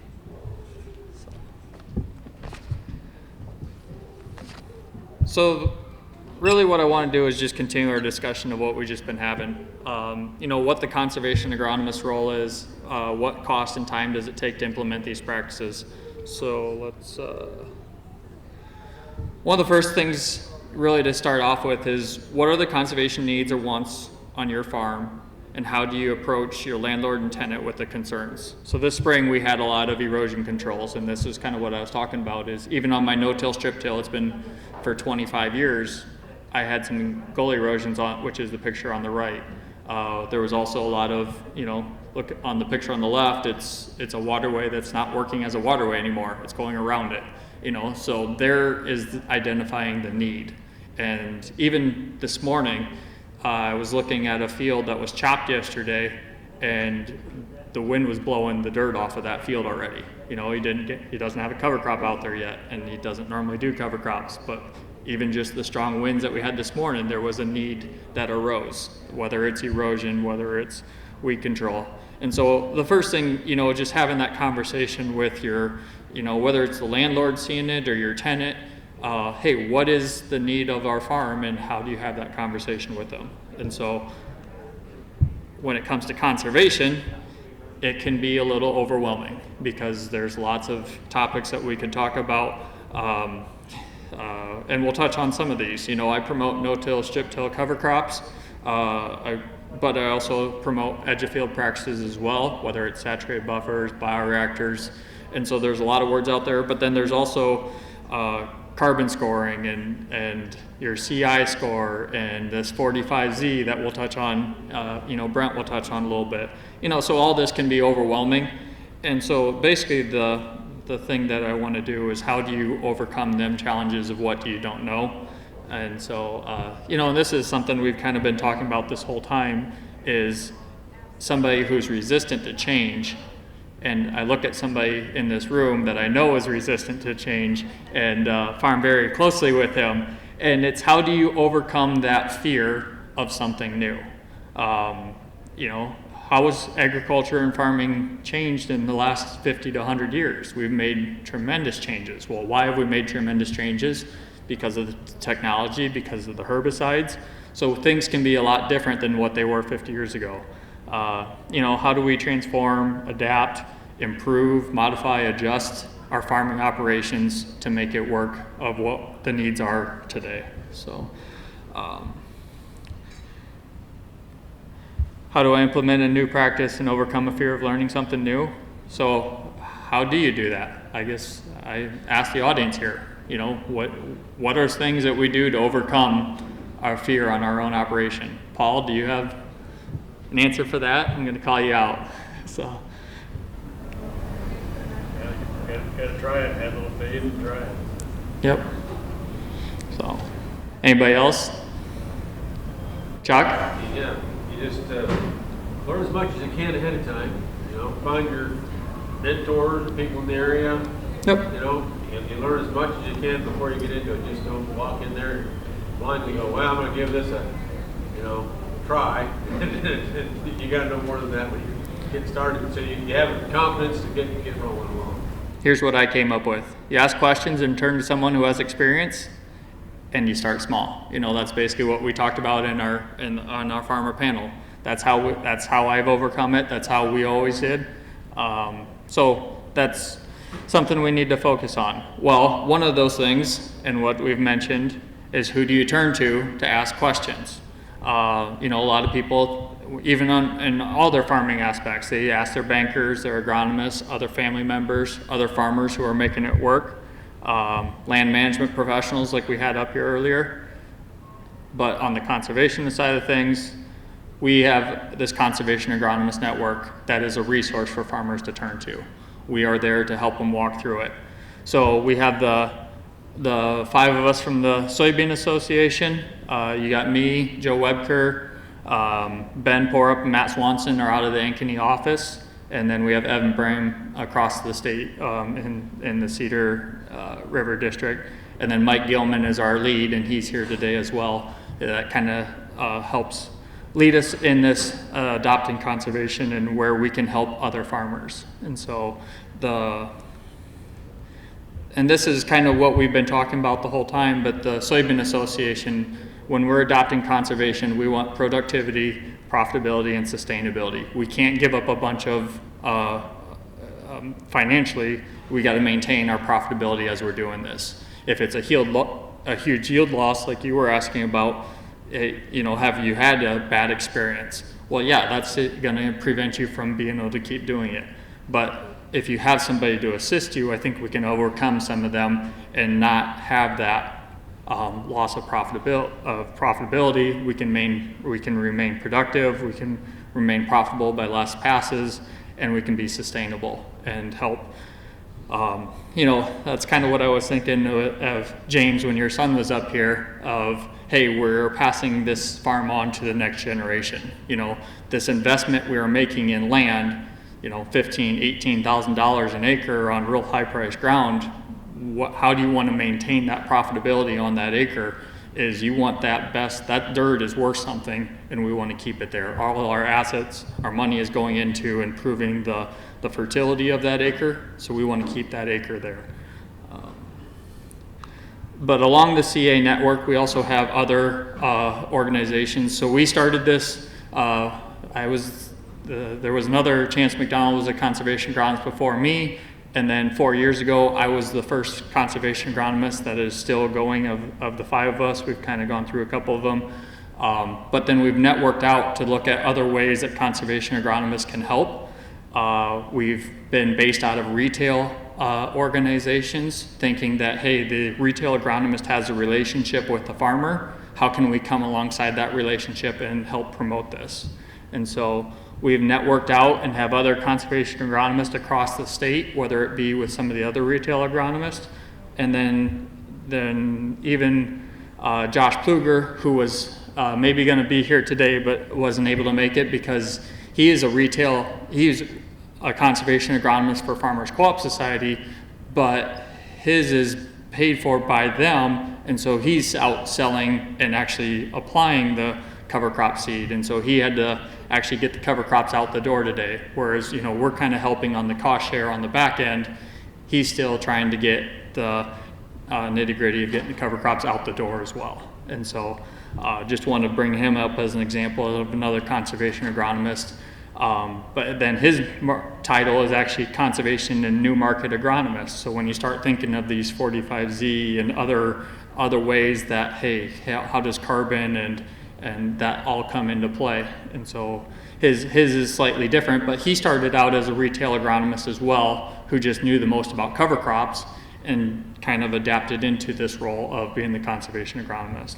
So that's kind of the little bit background on the Conservation Agronomist Network. And then I also kind of wanted to touch base on, all these practices take time to implement, especially when you're talking infield. And that's where the changes really come into a play that, if somebody's wanting to adopt no-till, it might be less time. But if somebody wants to adopt strip-till, they got to buy a rig and, or have it custom applied and be on the list of, can it get done timely? Can you find somebody to do it? What works best for your farm? Every strip-till guy likes to change something after a year or two because, like, I started off with anhydrous year 1, bought a rig that was anhydrous and liquid, and I changed it to anhydrous and dry. So they say every strip-till guy is never quite has found the perfect solution of what he wants and always changes it slightly to after a year or two. But even other conversations, whether it's tile or lime, terraces, how do you have them conversations with your landlord as you're trying to adopt these conservation practices? And in the end, it's for the long-term benefit of both of you. Edge of field is slightly different because we can put these practices in where maybe there's an unproductive acre or an acre that's not being used, and that's that's where we can really find a fit for a bioreactor, a pollinator plot, whether it be CRP or prairie strips. And so, like I said, you can always talk to us at the Soybean Association and our conservation agronomist networks of where do these fit in on your own farms as well. So did want to highlight just some of the tools that we have available through the Soybean Association. We have a guide to successful cover crops that I have on the back table. It just gives you a kind of a overview of what are some of the best practices. The Advances in Cover Crop Management booklet. I've done cover crop tours because the best way to showcase how something works is to highlight how other farmers are making it work. And so for the last 3 years, I've done one in Cherokee and O'Brien County and one in BV and Pocahontas County of highlighting about 20 different cover crop fields. And it gives you the background of when it was applied, how it was applied, and you get a QR code with a map. You can go drive it, you can ask questions, you can call me. If you know the farmer, it's a local neighbor, you can ask him specifically, hey, what are you doing to make this work? When are you terminating it? At what stage? When are you applying it? Would you rather drill it on or fly it on? Would you rather use a drone, or are you using multi-species mixes? You know, they ask questions of what their goal is. They figure out the solution. Hey, that's the perfect person to turn to when adopting these practices. Some of the other things I've done a knowledge pot, which are just real small multi-species hand-seeded mixes, just so I have a better understanding of them. And then another thing that we mentioned earlier is cost share. You know, there is lots of cost share opportunities out there at the moment, and trying to understand them all is definitely a challenge. And so that's why there's someone that you can turn to like me, that you can say, hey, what stacks on what and what's in my area and what's most applicable to me.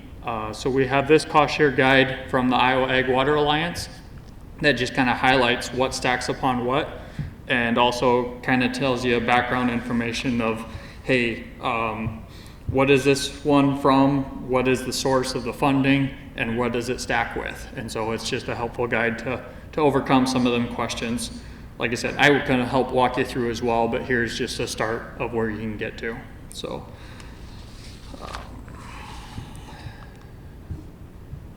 some of the other programs that I mentioned earlier, we've regional conservation partnerships. The Soybean Association is a partner in them. We can help you get you signed up through that, through the NRCS office as well. Those are a little bit more long-term programs.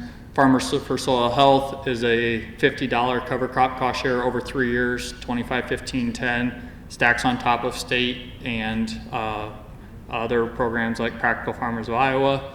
We've got Connor in the back here today with the Soil and Water Outcomes Fund. When he stands up, you can't miss him. So, but if you're doing additionality, that's another great way to get into our Soil and Water Outcomes Fund. It's not just a carbon program, it's an environmental outcomes program. And I'm signed up one of my farms on that as well this year. And so if you got questions of that, please talk to Connor afterward.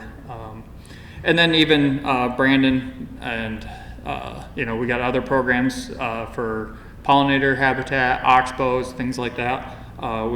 We've got a wealth of information at the Soybean Association to adopting conservation. So if you got questions, come to us and we'll get you to the right contact of who to talk to learn more about them. So, so I guess really what I'm wanted to just highlight is, when we're looking at the cost and what it's going to do, how much time is it going to take to implement it, how do you overcome that change, identify the need, put a plan together, hey, have these talks with your landlord that, hey, we see an issue, we see a problem, we want to address it, how can we overcome it together, and then do it confidently by turning to people who, hey, this is where it's worked and this is how we're going to overcome that. So with that, I'd love to have more questions or any other comments that we've got. We've had this discussion even from the farmer panel of, hey, how does this conservation work on our farms? How do we overcome it? I would love to hear any other questions that you got, or if there's anything I've missed. So. Ryan, have you done any water testing to see what the nitrate reduction is on different cover cropping edge field type? Yep. Yeah, so the question is, have we done water testing? The Iowa Soybean Association has the water monitoring lab, and so yes, we have done testing. It's a little hard to say, okay, sometimes a tile is not just strictly from the cover crop field. Some tiles, well, they went through 4 or 5 fields. So having that perfect example, and then over the last 3 years, with the amount of rain that we've had, being able to test it multiple times to get good data. We have been doing that, but we've got a general idea, whether it's a cover crop field or we've also been doing like bioreactors. We do test those quite often. Hey, this is the amount of nitrates before it went in. It went through the wood chips. This is the water coming out, and this is the level it's dropped. I've done, I think,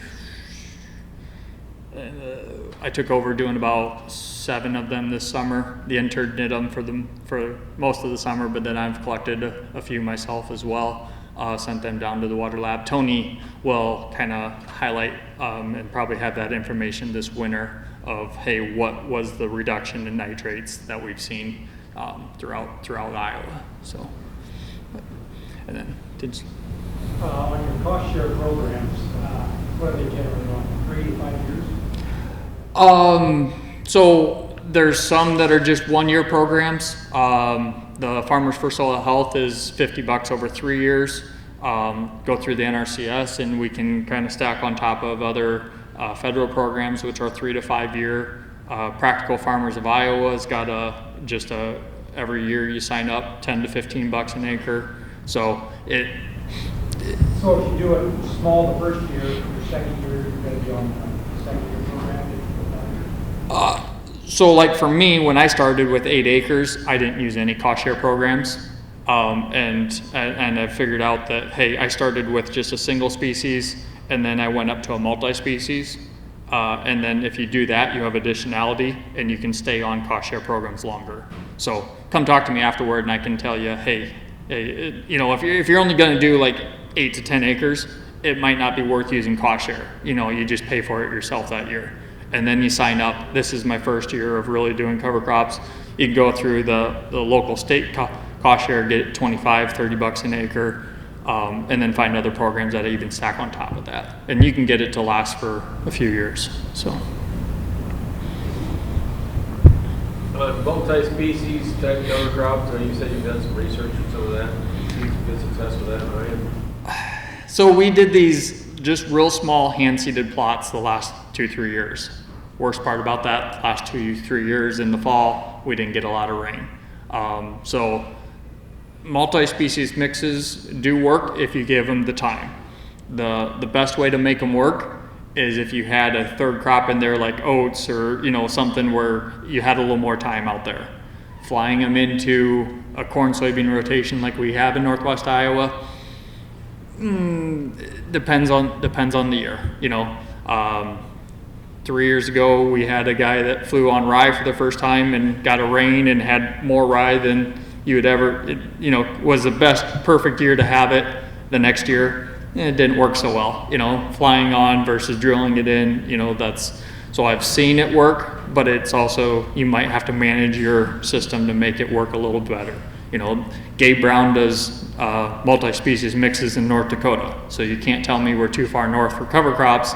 It's just you got to adopt your operation to make it work if you want to make it work. But with that, I'll turn it over to the next one.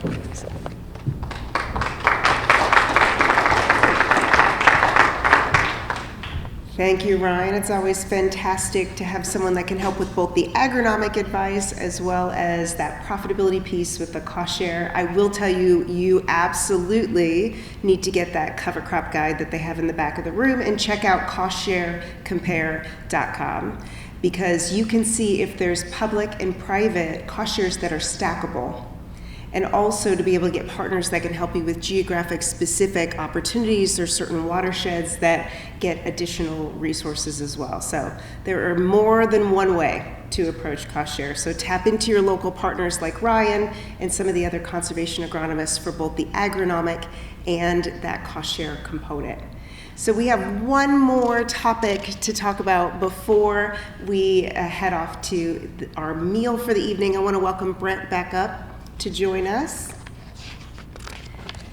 So Brent Swart, as we already shared, is the incoming Iowa Soybean Association president, and he's now going to bring his expertise when it comes to farm policy and the initiatives for 2025, and he's going to talk about that oh so important 45Z tax credit and how the carbon intensity premiums can benefit your farm. So I will turn it over to Brent.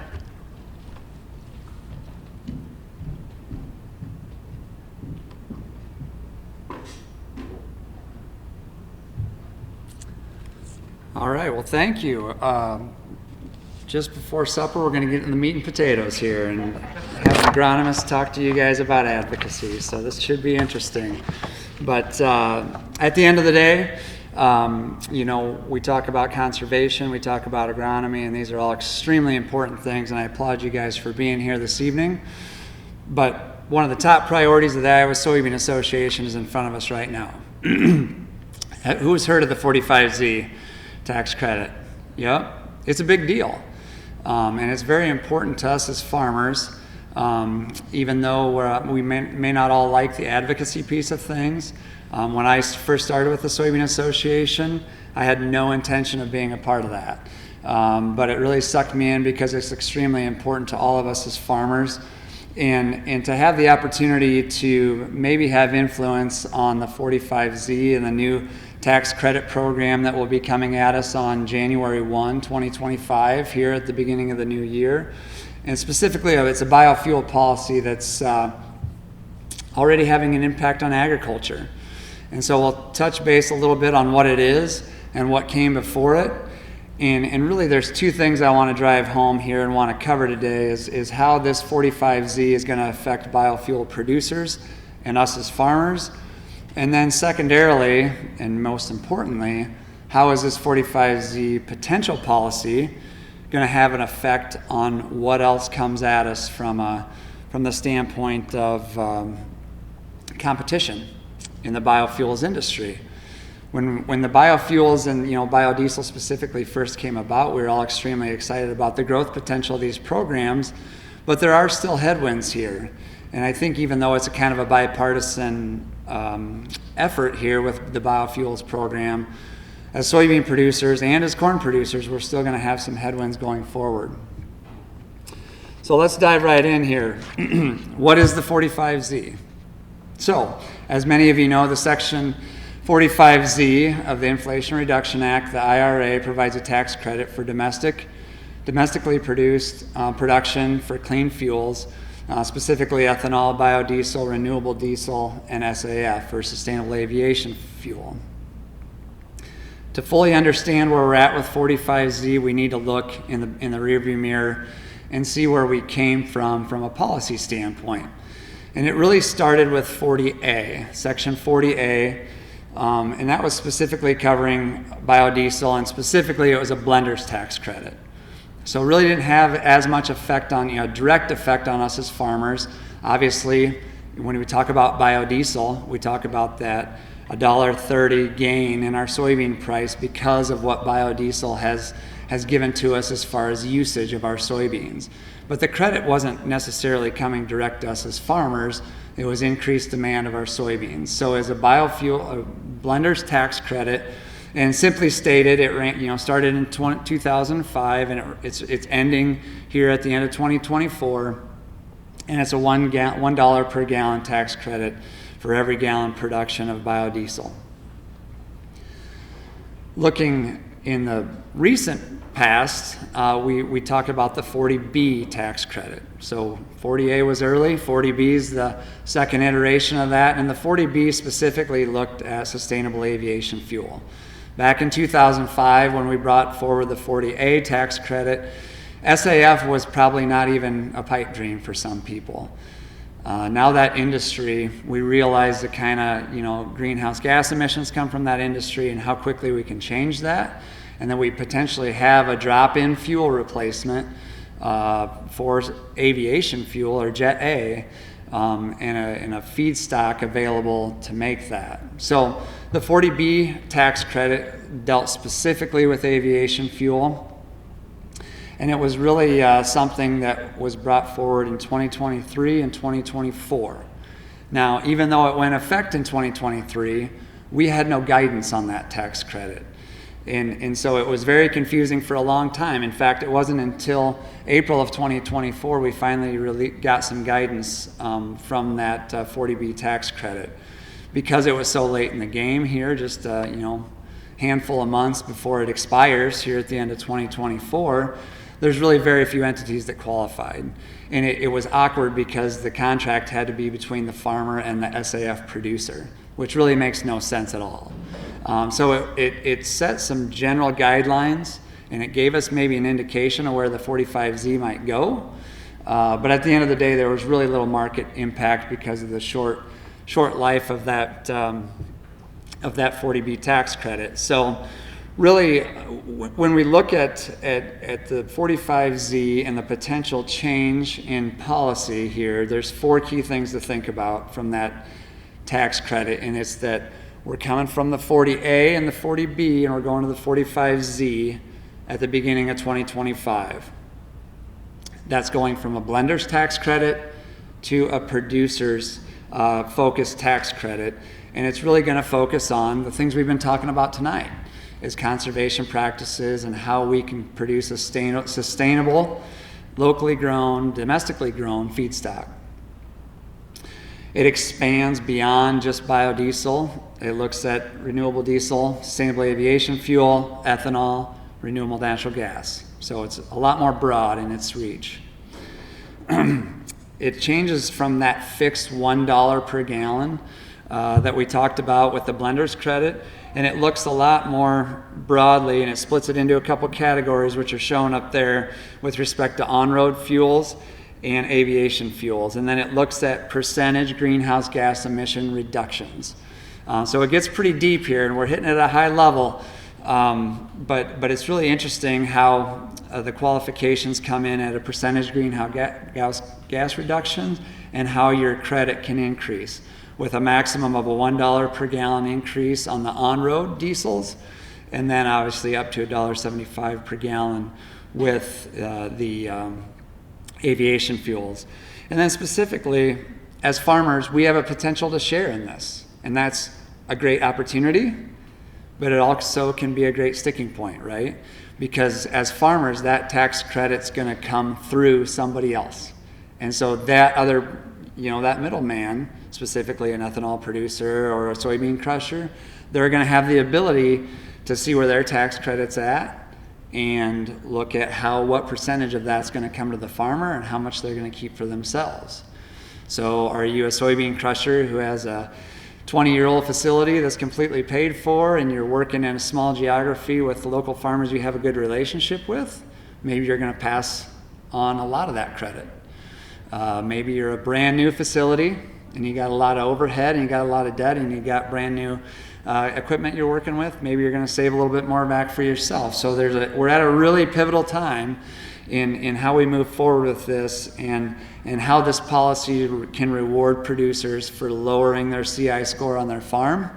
And maybe, as we talked about with landowners, with producers, getting that CI score and getting that CI score as low as possible for you on your farm can help you compete versus your neighbor for getting the best possible outcome from these tax credits as a farmer. Again, when we look at these tax credits, they can create some headwinds from some of our competitive feedstocks as well. So we've talked a lot about these climate smart programs, and they're all very important as we go forward. But what we learned, or what we know about the 45Z is it's not been established yet. We're pushing producers from an advocacy standpoint with ISA, we're pushing legislators and regulators to give us this guidance as soon as possible. Realistically, we know we're not going to get it this month, but hopefully we could get it in November or December. That might also be a pipe dream, as you know how Washington, D.C. works. But at the end of the day, we can't have this tax credit coming at us, in 2026 or a year later, because as producers, we have to be able to make decisions based on what this guidance looks like. And so what we know is we learned a little bit from the 40B. And so when we look at 40B, we saw that, with respect to soybeans, there was 2 bundle opportunities that had to be done to lower your CI score for soybeans, with respect to no-till and strip-till, and then obviously cover crops. With corn, they put an additional one into that bundle, and you had to do all 3 of them to get that CI score improvement. Again, with the 40B, really made no difference because we were kind of behind the ball. We're going to continue to push to get this guidance going forward. And then you saw some discrepancies between crops. We look at the incentive potential for soybeans being $12 an acre. Who's going to make major practice changes to their farm for $12 an acre? I'll show of hands. We're preaching to the choir probably with these people in the room here, but you think about farmers from other areas, you think about farmers that aren't sitting in front of us today, those are going to be the guys that need a larger incentive. Why was the big incentive for corn?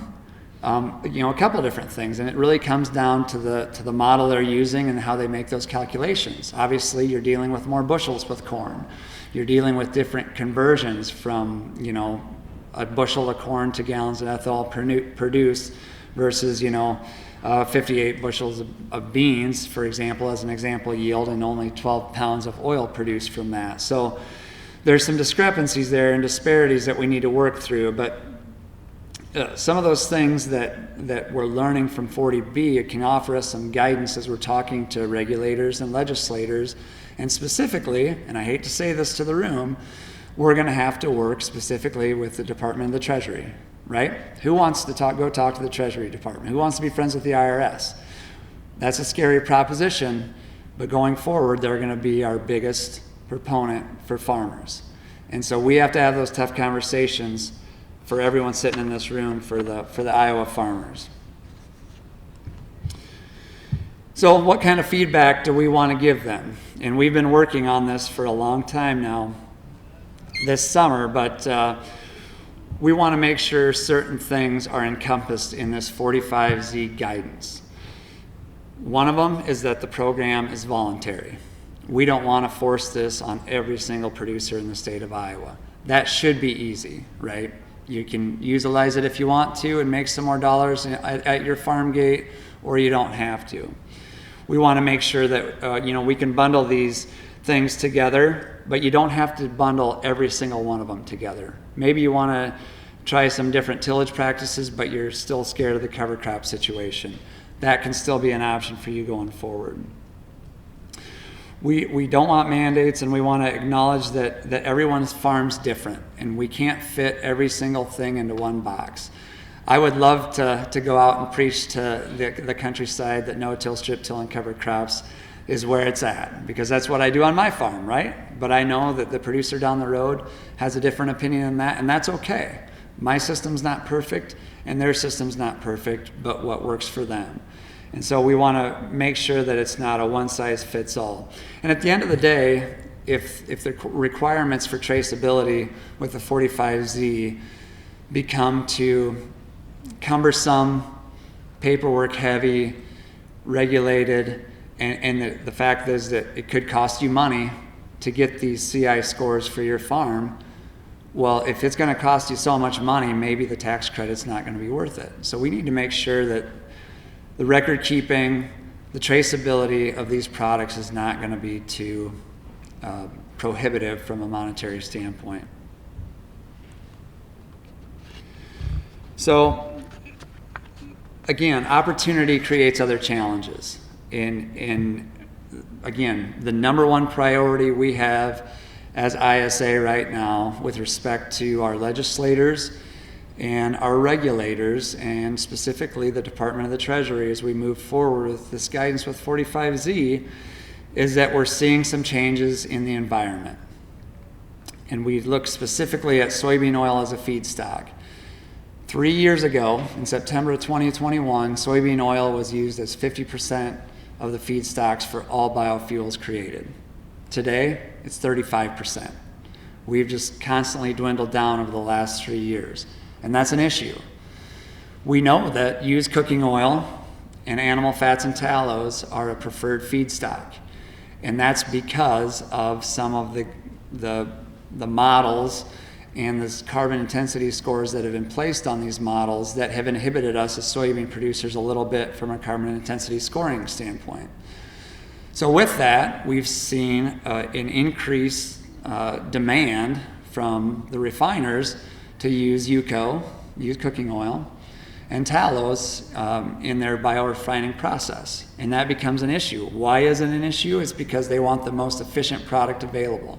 And they define efficiency as the lowest carbon intensity score at the cheapest cost. And then the other issue becomes, how do you define used cooking oil? And what defines used cooking oil? How used is used? Did you run a hot wing through it twice? Or did you have it in the fryer for 2 weeks and you ran 100 different products through it? Is that which one's used and which one is not? How do you define, your virgin oil? Some of these things that are coming into the United States as imports could potentially be Malaysian palm oil. That is the worst carbon intensity score feedstock on the market. But when it comes in as UCO, used cooking oil, is viewed as a waste product.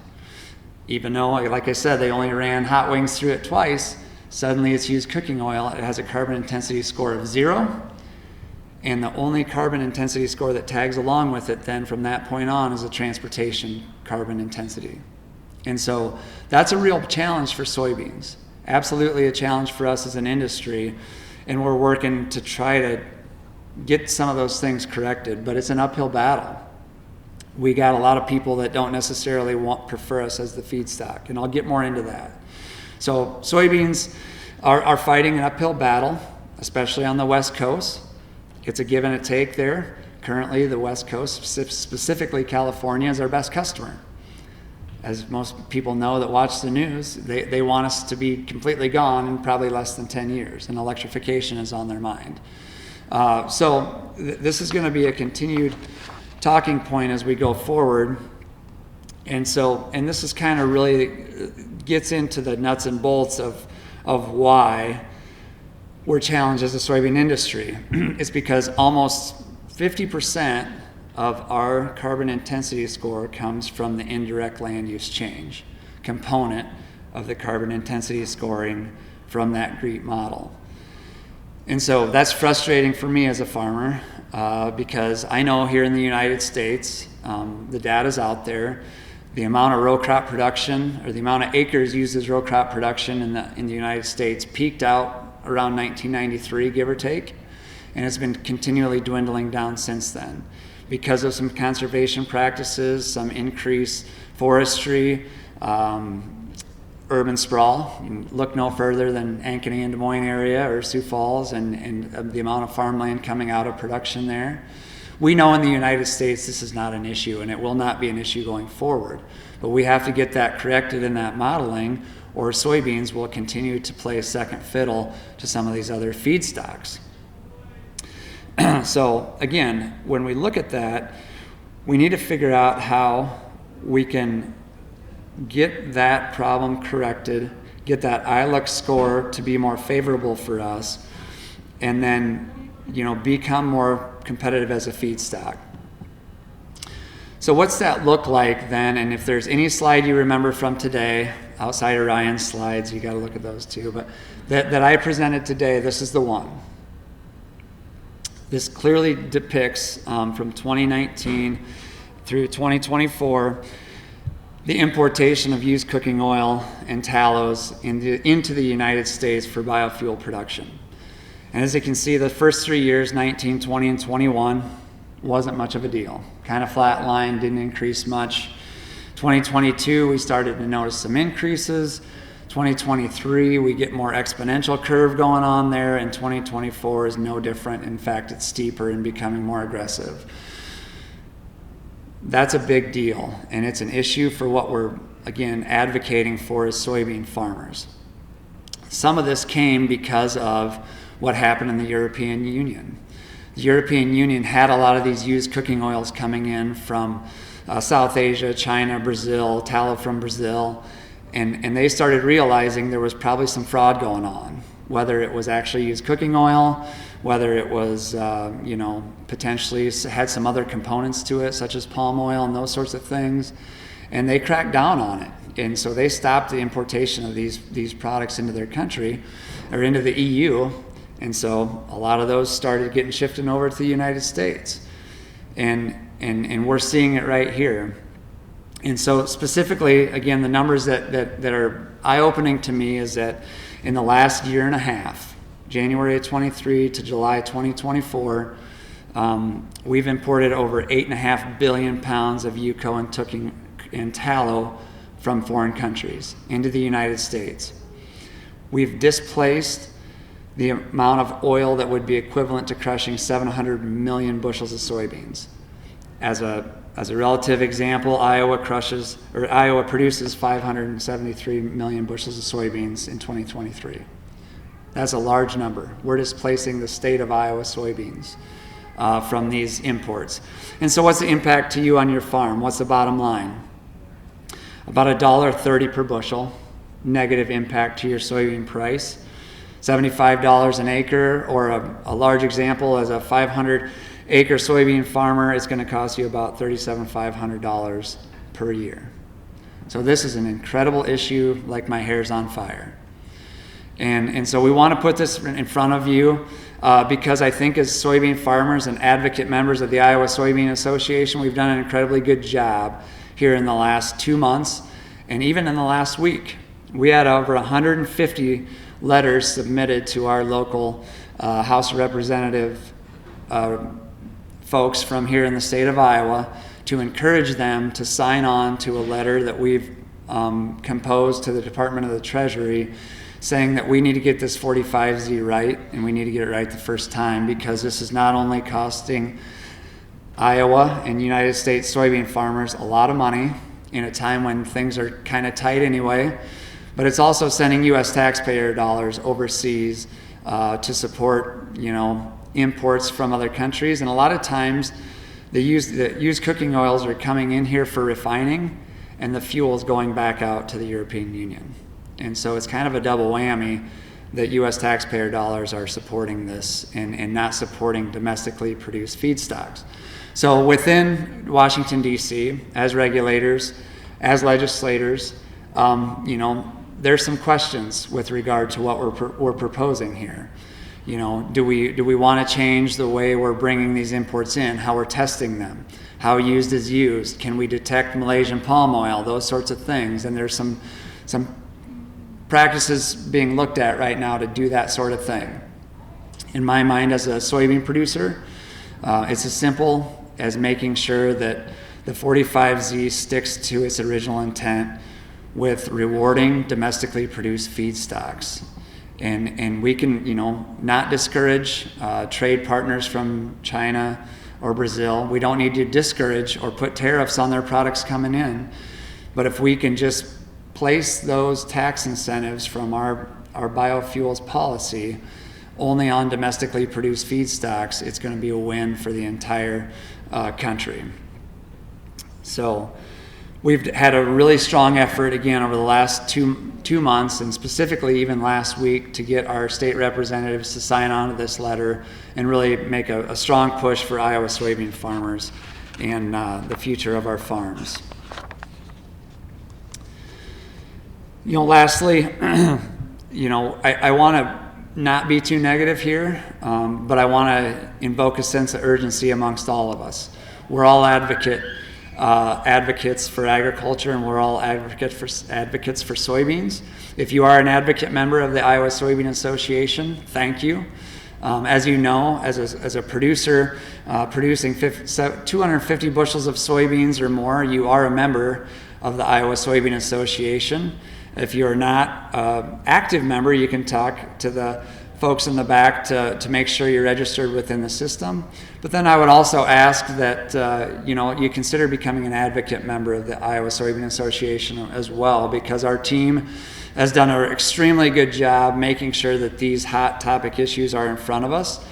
They send out extremely good emails to make it easy and responsive for us as farmers to not take a lot of time to have to write a letter to our state representative, but fill out a few columns, read through the letter, edit it if you'd like to, but to make sure that we can flood these congressmen and women's office with the voice of the U.S. and the Iowa farmer. So we want to make sure, again, that the opportunities in front of us are specifically that, an opportunity for U.S. farmers, and that we can get this final guidance not only in a timely manner, but in a manner that makes sense to us as farmers, and that we can try to work with these regulatory agencies to adjust these models and make sure that they're accurately predicting what U.S. and Iowa soybeans are from indirect land use change. I'm not going to deny that from a global scale, there could be some land use change in the southern hemisphere, but at the end of the day, as U.S. farmers, we shouldn't pay that penalty for them. So it's critically important over the next 12 to 24 months that we stand up as soybean farmers and continue to advocate for these things, because again, it's going to affect us for the next 3 years. 2025 through 2027, we're all going to be in the realm of the 45Z tax credit, and the more we can produce domestically, produce with domestic feedstocks, these biofuels, the better off we're all going to be, not only as a country, but as farmers as well. So I'm going to pause right there. We got a little time for questions, I believe. And so I'll take a few questions from the crowd if you guys would like. Calvin, yeah? One quick question. Can this be changed through a regulatory agency, or does it have to be a law? So my understanding today, and I'll preface it by saying, I should have prefaced it before the whole thing, Matt Herman, whose name is listed here, is one of the nationally renowned experts in this category. And oh, by the way, he works for you as soybean farmers. And so Matt put this together for me today, and I know enough to be dangerous. But specifically to what you're talking to, Kelvin, as far as how this change has to be made, it comes through regulatory agency right now. And so through the Department of the Treasury that will release this guidance for the 45Z, but we have to rely, it's hard to talk directly to regulators. And there's a bureaucracy in there as well, right? So we have to rely on our elected legislators to put pressure on them as well. If we can get in front of them, that's great, but we need to rely, and again, the state of Iowa, we're lucky to have some really good legislators that have backed the Iowa farmers time and time again. But great question. Yes? Who first asked for this tax credit, and why can't we just do that? Why do we want it? Yeah, so who asked for the tax credit, and why can't we get rid of it completely, right? Yeah. Probably the easiest answer to that question, and again, I will deflect to Matt Herman, who's the expert here as far as the history of the tax credit going back to 2005. But as we talk about biofuels and specifically, biofuels versus petroleum fuels and refiners and those who are making the fuels, is that, from a cost perspective, not only cost to the consumers, but cost to the refiners, there needs to be some funding behind it from a federal level. And some would say that they probably can't, even though it's developing over time, that it's still going to need these tax credits over time. Does that answer that question for you? And again, I will deflect. Mm-hmm. Well, again, I think without the tax credits, as we sit here today, we would have no biofuels industry at all. And then think about what that would do to, the price we're getting for our not only corn but soybeans as well, and usage as far as reliance on overseas trades and those sorts of things. Really, our goal is to make sure that we can produce a domestically produce product and use, what we're producing here locally, because we know that as farmers in this room that we are stewards of the land and we are producing a sustainable product. And so we have a really good renewable feedstock for that industry to replace some of those petroleum-based products. But it is a good question. I appreciate you asking that. Is there a follow-up? I can see it. I can see it in your eyes. Well, I guess I'm not totally against tax credits, but I don't see any reason why it can't go overseas. That is absolutely the basis for what we're advocating for right now, is that we make sure that they do not go overseas, because not only is it costing you at your farm gate level that your soybean oil is getting displaced by this foreign UCO, they're also getting our tax credit as well. So it affects you as a farmer and it affects you as a taxpayer. Absolutely. Yeah, follow up. So I live with this guy. I think what he's saying is, so I think he recognizes that the ethanol industry started with tax credits, and the same for the biodiesel, aviation fuel industry. But at what point was it the Inflation Reduction Act? At what point did it all of a sudden become involved with carbon credits and the overseas spending for tax credits? Because it started out on the right track, and then it diversified into what's going to be 45. I think you're right. And so the Inflation Reduction Act is a big mammoth of a thing, right? And so we're looking at one small part of it. But at the end of the day, it's reduction of greenhouse gases across a system. Not only the transportation system, but the biorefining, petroleum-based fuels, et cetera, et cetera. And so, I think they see farmers as a solution, and that's a good thing to some extent, that we can produce products more sustainably, and they can incentivize us, and that's the switch from the blender's credit, which again, it was maybe a secondary or tertiary effect on us, to now it comes directly to your farm. And if you can farm better and more conservatively and implement some of these practices that they believe are going to make a difference, then they can incentivize you as a farmer to produce a cleaner feedstock. And again, not only reduce tailpipe emissions with a cleaner fuel, but also reduce emissions of the whole supply chain and us as farmers as well, from the soil to the finished fuel. So who is receiving the blender's credit? So the blender's credit goes to the fuel industry and the refiners, yeah. And so again, that trickles down somewhat muddy back to us as farmers by increasing demand, right? My question would be, if that's going to be eliminated at the end of the year, will they keep pushing to even blend anything in if they don't have an incentive to do it? Yeah. Will there be a big drop off in demand? So we know that the 45Z is going to take effect on January 1, and the other two are dropping off, right? And so that's one question that's come up, especially with what's happening this evening, with our presidential elections and the debate and those things happening, is what, if the presidential election goes one way or the other, how's that going to affect 45Z? At the end of the day, obviously, the Inflation Reduction Act came, about with mostly bipartisan support, but really, with an effect on how we can clean up these greenhouse gases and have a positive effect on the environment. But there's fear that if one person wins over the other, that the Inflation Reduction Act might go away completely, or it might not be implemented at all.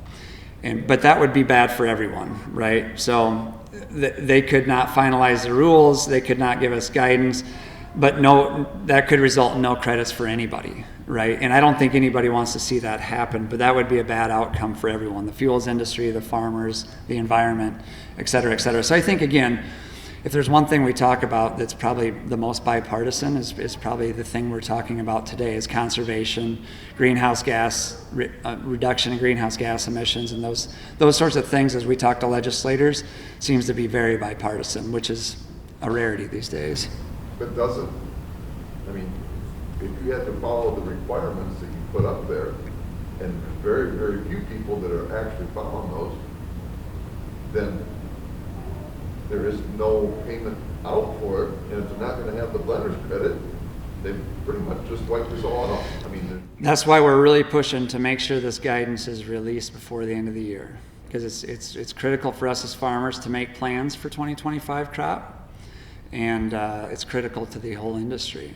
And so when there's that much pressure on a system, I truly do believe that they'll get something done, but we want to make sure that it's done right. The 40, they could easily just say, we're going to go with the 40B requirements, right? And they weren't necessarily bad, but we believe that we can do better and do better as a system and as a whole. So I think getting to the heart of your question is that the soybeans you deliver to the crush plant, they're going to have a CI score attached to them. They get a default CI score. So it's going to throw that into the model. So it's not just going to be a 0 or a default. It will have a CI score attached to it coming from that model. The goal for us as producers is to do better than that. And maybe you can get a CI score of 10 or 5, or there's even talk about negative CI scores. So the 45Z is still going to be there, and there's going to be, it's going to flow through the supply chain. But we need to make sure that we get it implemented correctly so that us as farmers can benefit from that. Not everyone's going to want to, and that's okay. That's the freedom to farm, right? Mm-hmm. Need to kick me off? You bet. Let's give Brent a round of applause. Having his expertise and Matt in your corner is a huge benefit. What I was hearing is just some shocking statistics, but what it also made me is really thankful and grateful that there are people that are sitting in that advocacy seat and that you also have that opportunity. And it made me feel like I should remind you that what happens in this room, these conversations need to happen outside of this room. Please take what we talked about today and the things that you learned, or even the things that were reinforced for you, and share them with your peers. Have these conversations in your own local communities, and let's make sure that it's not just something that we're having in this closed room. Thank you for the time and attention that you were able to share with us all today, and we wish you well and safe travels home. Have a good night.